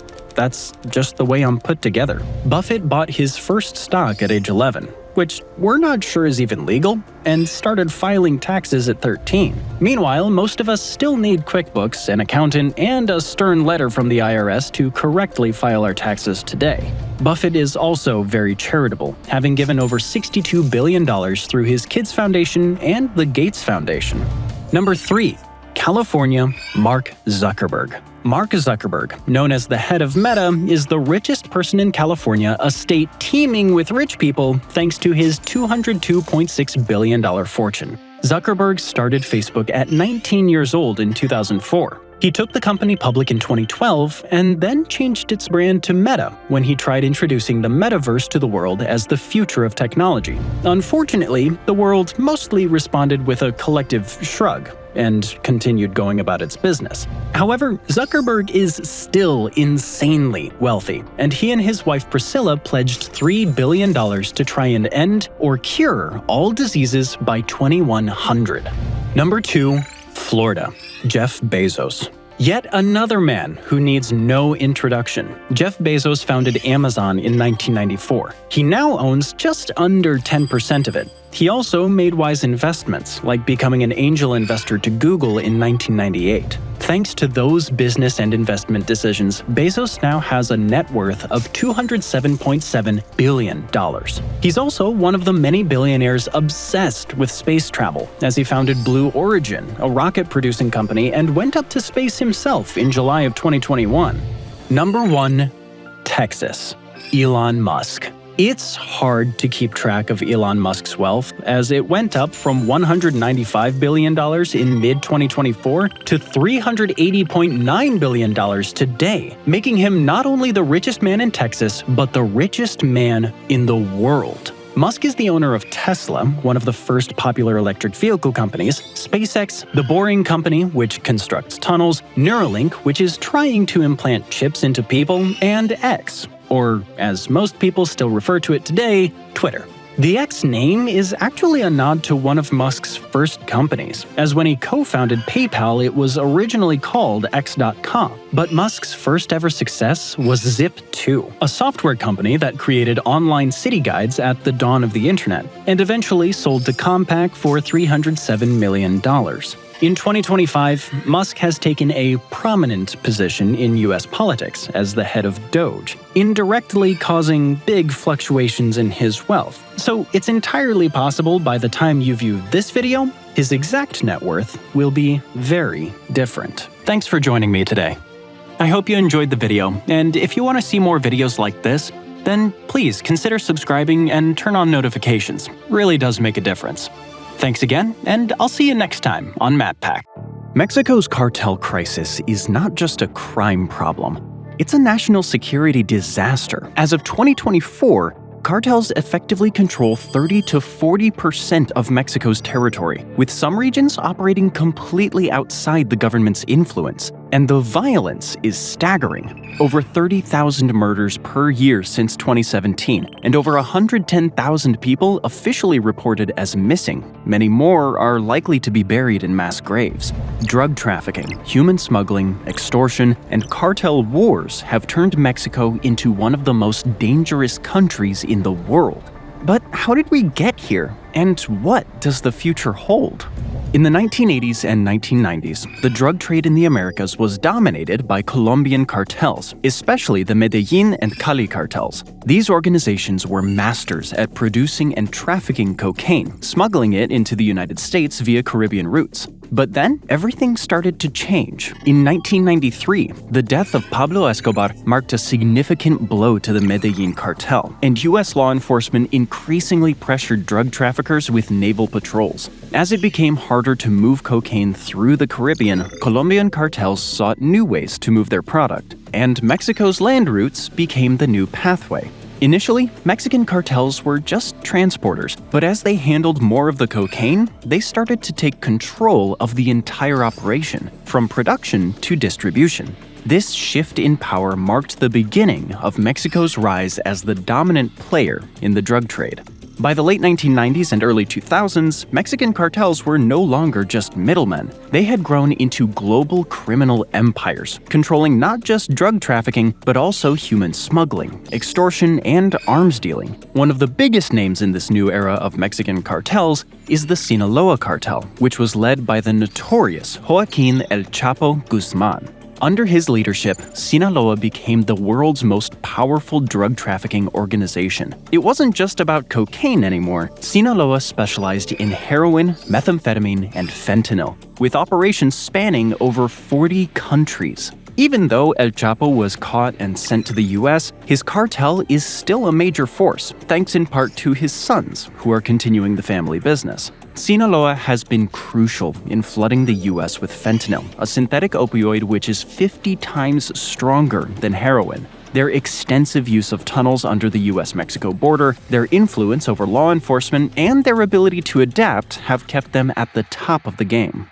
Then, there's the Jalisco New Generation Cartel, or CJNG, which has been rising rapidly in the past decade. It's known for its extreme violence and ruthless tactics. CJNG's military-style operations, including ambushes, executions, and the use of high-powered weapons, have made it one of the most dangerous criminal organizations in the world. This cartel has taken over fentanyl production, which is responsible for a staggering number of deaths in the U.S., between 70 and 80,000 deaths linked to this drug alone. CJNG's brutal methods are part of its identity, and they've earned a reputation for terrorizing not only rival cartels, but entire communities as well. The cartel has grown so powerful that it has been labeled one of the most significant threats to both Mexico and the U.S. by authorities. Another significant player is the Gulf Cartel, one of Mexico's oldest and most established organizations. The Gulf Cartel once controlled vital trafficking routes that moved drugs from Colombia through Mexico and into the U.S. Today, though, it's involved more in human trafficking, extortion, and other illegal activities, especially along the U.S.-Mexico border.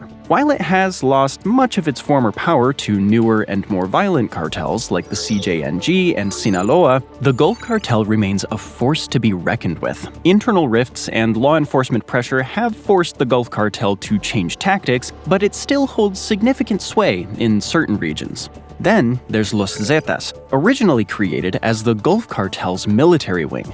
Over time, they broke off and became infamous for their sheer brutality. Mass killings, beheadings, and terrifying acts of violence became their trademark. The Zetas were once feared for their highly organized and efficient use of military tactics, making them one of the most formidable cartels in Mexico's history. However, like many of the older cartels, Los Zetas eventually suffered from internal fragmentation and crackdowns by authorities. Despite their decline, remnants of the Zetas continue to operate, often engaging in extortion, kidnapping, and other forms of violent crime. In Michoacán, two other groups, La Familia Michoacana and Los Viagras, have carved out their own territories. La Familia Michoacana initially presented itself as a group with a pseudo-religious ideology, claiming to protect local communities, but they quickly became known for violence. Los Viagras emerged as a rival group, often clashing with the Sinaloa cartel and CJNG over control of the region. Both of these groups are heavily involved in the production of synthetic drugs like methamphetamine, and are known for their involvement in extortion, kidnapping, and brutal tactics to maintain control over their territories. The rise of these cartels has had devastating effects on both Mexico and the United States. In Mexico, drug cartel violence has escalated to unimaginable levels, with over 400,000 people killed since the government began cracking down on organized crime in 2006. Entire communities have been torn apart, and many civilians have found themselves caught in the crossfire of cartel wars. Cities and towns are controlled by these powerful groups, and law enforcement is often overwhelmed by their sheer numbers and resources. In the US, the opioid crisis has only been worsened by the influx of fentanyl into the market. The resulting overdose deaths have skyrocketed, and fentanyl is now a leading cause of death for Americans under the age of 50. These cartels, with their vast operations, have contributed significantly to this public health emergency. The power shift from Colombian cartels to Mexican organizations has fundamentally altered the drug trade. Colombian cartels may have been the kings of cocaine trafficking, but Mexican cartels have built their empire not only by taking over the cocaine trade, but also by expanding into synthetic drugs like fentanyl and methamphetamine. They've adapted, evolved, and become multifaceted criminal organizations. Despite ongoing efforts to combat them, these cartels continue to thrive. As the situation in both Mexico and the US grows more dire, one thing is clear: the fight against these cartels is far from over. In Mexico, cartels aren't just groups of drug traffickers. They operate more like shadow governments. Each cartel rules over specific territories with a level of control and influence that can rival the state itself. These criminal empires have divided the country into regions where they specialize in everything from drug production to extortion, human trafficking, and even fuel theft. The Sinaloa cartel is one of the most powerful and well-known organizations in the world, and its reach stretches across Mexico and beyond. Based primarily in the region of Sinaloa, the cartel controls crucial drug trafficking routes, especially those used to transport cocaine and fentanyl into the US. For Sinaloa, the drug trade is a global enterprise. They have extensive global networks, and their ability to navigate complex smuggling routes has kept them as one of the top players in the world of cartels. In the western state of Jalisco, the Jalisco New Generation Cartel, or CJNG, reigns supreme. This cartel is notorious for its violent tactics, including direct confrontations with the Mexican government. CJNG has rapidly grown into one of the most dangerous and influential cartels in the country. While they are involved in various illegal activities, their primary source of income comes from the production of methamphetamine. Jalisco has become the epicenter of meth production in Mexico, and CJNG's operations span across vast areas of the state, where they control both production and distribution. The cartel's violent nature is not just limited to rival cartels. They've targeted law enforcement and government officials with brutal efficiency, often using military-style operations to assert dominance. Heading east, Tamaulipas is a battleground for control between the Gulf Cartel and the remnants of the Zetas. While these groups are no longer as dominant as they once were, they still control major smuggling routes and illegal enterprises. Tamaulipas is known for its involvement in human trafficking and fuel theft. These cartels often exploit the porous border regions to smuggle people into the US, and they've made billions from illegal fuel siphoning operations. The Gulf Cartel's control over this region is aided by its access to critical infrastructure, such as pipelines and distribution networks. Meanwhile, the Zetas, who were originally a paramilitary group formed by defected Mexican special forces, continue to use brutal violence to maintain control over this region. In Michoacán, a region rich with agricultural resources, several cartels compete for dominance. But the CJNG, Los Viagras, and La Familia Michoacana are the main players. While these groups engage in a variety of criminal activities, one of their most lucrative operations is extorting local avocado and lime farmers. These crops are essential to the economy of the region, and the cartels have been known to demand protection money from farmers, often using violent means to enforce their demands. In addition to extortion, these groups are heavily involved in the production of methamphetamine, with many of the rural areas of Michoacán serving as clandestine labs for the drug. The violence and extortion that plague the region have made life increasingly difficult for local residents, who often find themselves caught in the crossfire between competing cartels. In Guerrero, the situation is equally grim. This state is known for its heroin production, and several cartels, including the Guerreros Unidos, a splinter group of the Beltrán Leyva organization, fight for control over this lucrative industry. Guerrero is one of the key regions in Mexico for the cultivation of poppy plants, which are then processed into heroin. These cartels control not just the production, but also the trafficking of the drug, which is smuggled into the US and other markets. The heroin trade in Guerrero is so dominant that it's become a major source of income for many of the criminal groups in the area, who use their power to enforce their rule over local communities. The violence associated with the heroin trade has led to constant conflict, with rival cartels fighting for control of poppy-growing regions and trafficking routes. Each of these regions operates almost like its own country, where the cartels function as shadow governments. They tax local businesses, enforce their own laws, and even resolve disputes within their communities. For example, if a local shopkeeper refuses to pay the cartel's protection money, the consequences can be deadly. Cartels have their own enforcement mechanisms, often using violence to maintain control and keep civilians in line. Whether it's through kidnapping, beheading, or mass killings, the cartel's methods are both brutal and effective. In some areas, cartel members act as the de facto authorities, offering protection in exchange for loyalty and money, while punishing anyone who dares to cross them. The power these cartels wield over their territories is a direct challenge to the Mexican state, which has struggled to regain control in areas dominated by criminal organizations. The cartels are well equipped, often better armed and better funded than local law enforcement. They also have a vast network of corrupt officials on their payroll, which makes it even harder for the government to clamp down on their operations. In this world, cartels are not just criminals. They are rulers of their domains. They define what happens within their territories, and their influence extends far beyond the drug trade. From extorting farmers to running human trafficking operations, the power these cartels hold is absolute. For many Mexicans living in these areas, life under cartel control has become a harsh reality, with little hope for change unless the Mexican government can mount a serious challenge to these criminal empires. In many parts of Mexico where the government has struggled to maintain control, cartels have stepped in, filling the vacuum and taking on the role of shadow governments. These criminal organizations aren't just about drugs and violence. They manage entire communities, providing services, enforcing laws, and even controlling local economies.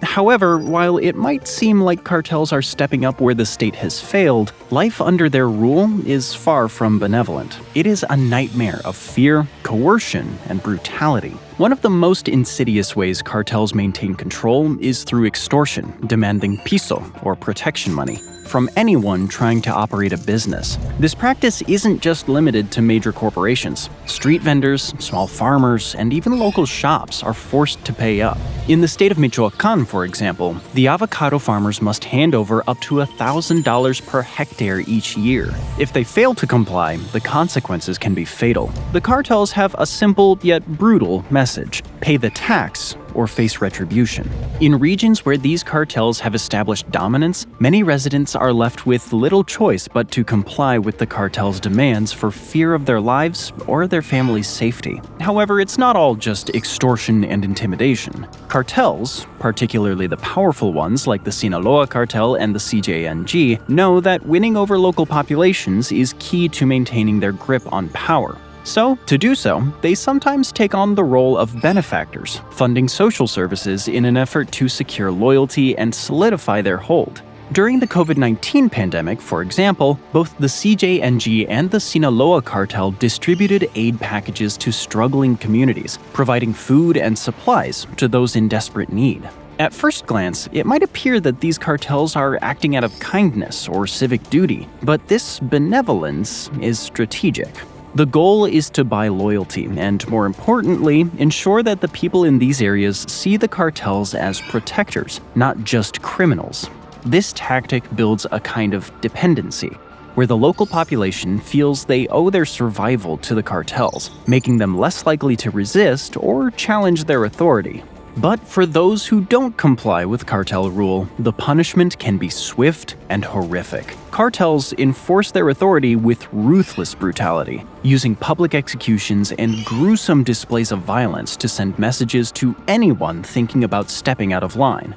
In some cases, victims have been beheaded or subjected to acid baths, methods intended not just to kill, but to instill fear in the community. Whether it's an informant, a rival gang member, or even an innocent civilian caught in the wrong place at the wrong time, no one is safe from the brutal punishments cartels mete out.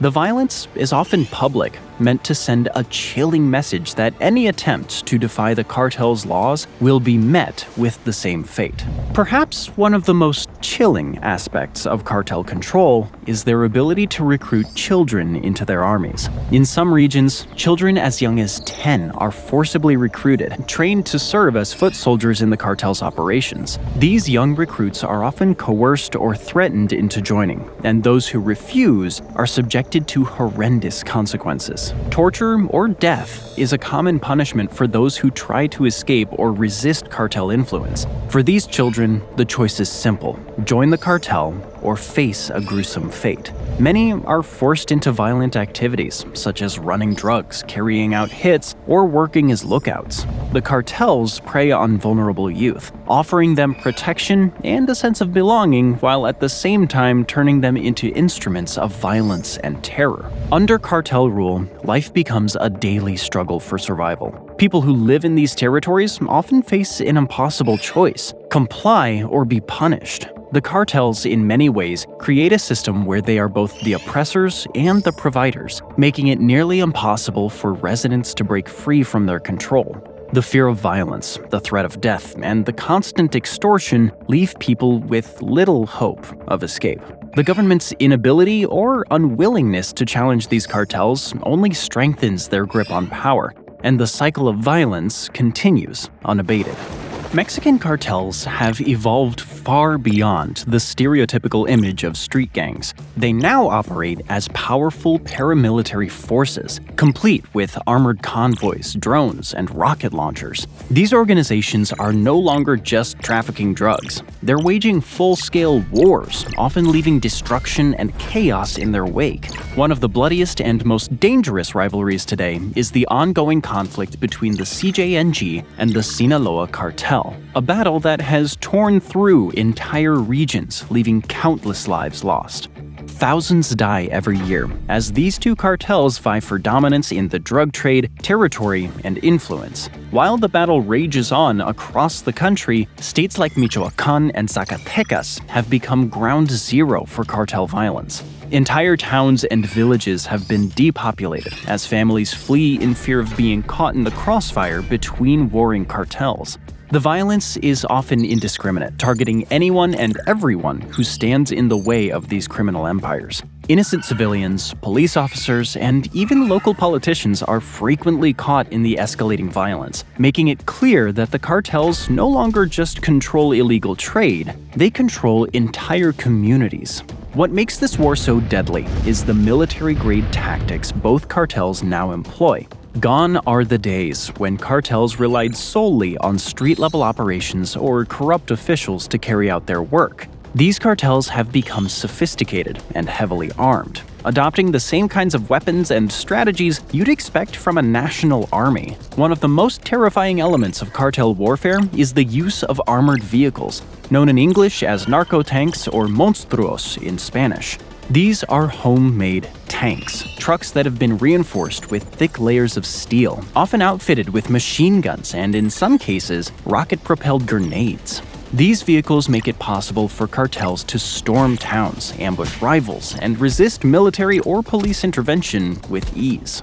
CJNG in particular has taken cartel warfare to new heights with the use of drones. These unmanned aerial vehicles are used to drop explosives onto rival groups, turning the skies into a battlefield. The use of drones is not only a terrifying tactic, but also a sign of the cartel's growing technological prowess. With drones, the CJNG can monitor enemy movements, target specific individuals, and even launch attacks from above, all while avoiding direct confrontation. The ability to conduct warfare from the air gives them a strategic advantage, and it's a tool that the Sinaloa cartel and other groups are quickly trying to adopt as well.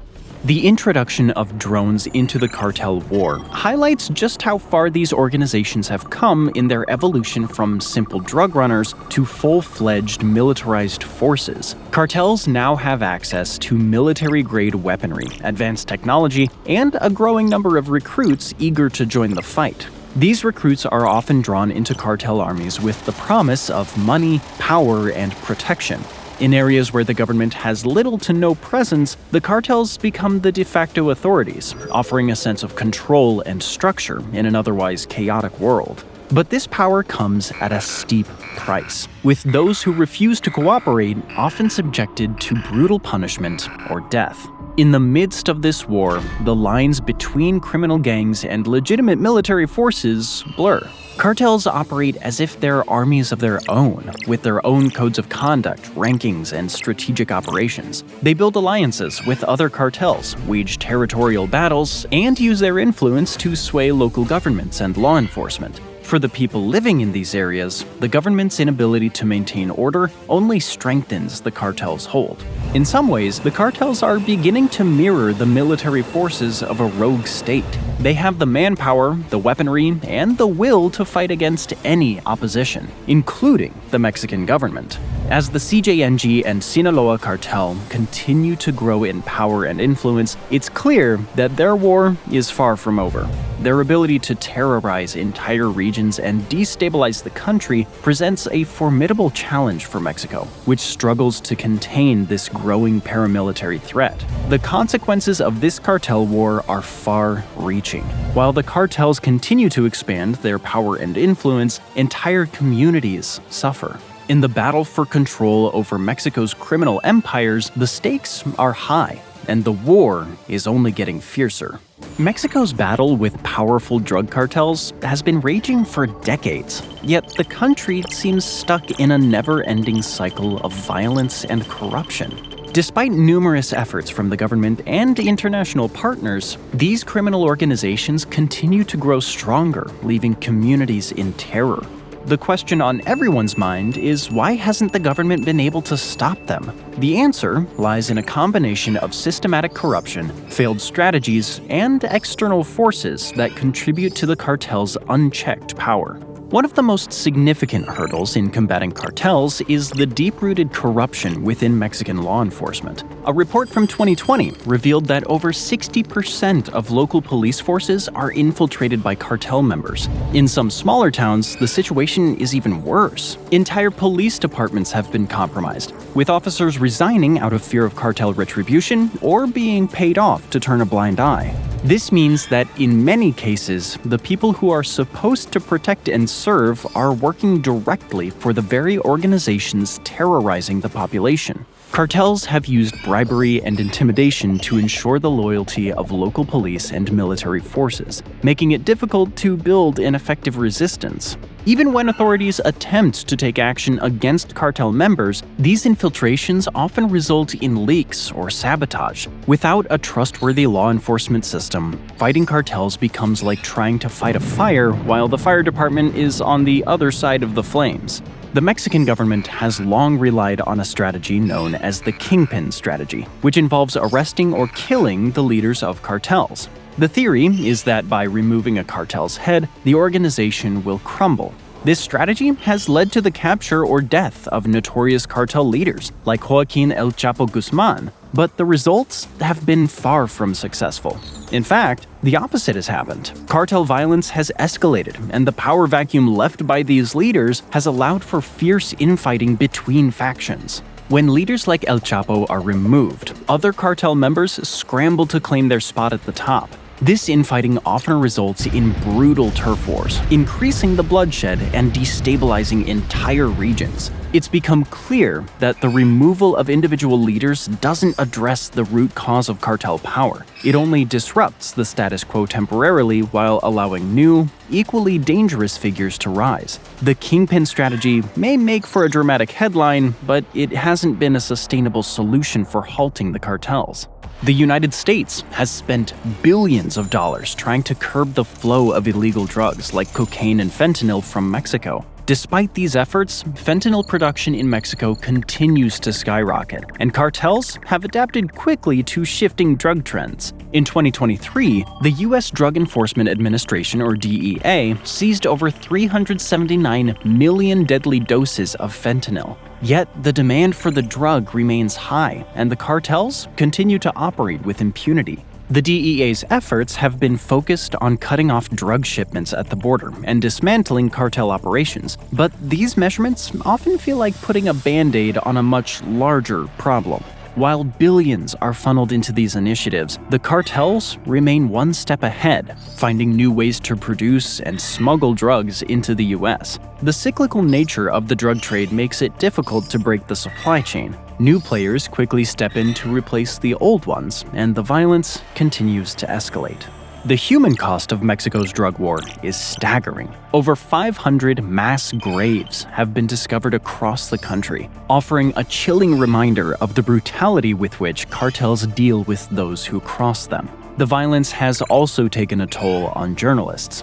At least 150 journalists have been murdered in Mexico since 2000, many of them targeted for investigating or reporting on cartel activity. These killings send a clear message to the media and the public. Speak out against the cartels, and you could be next. Politicians have also been assassinated with alarming regularity, particularly during election seasons, as cartels attempt to control local governments and influence policy. As the violence escalates and the cartel's reach grows, some experts fear that Mexico is on the brink of becoming a failed state, a country where the government's power is largely symbolic and cartels have complete control.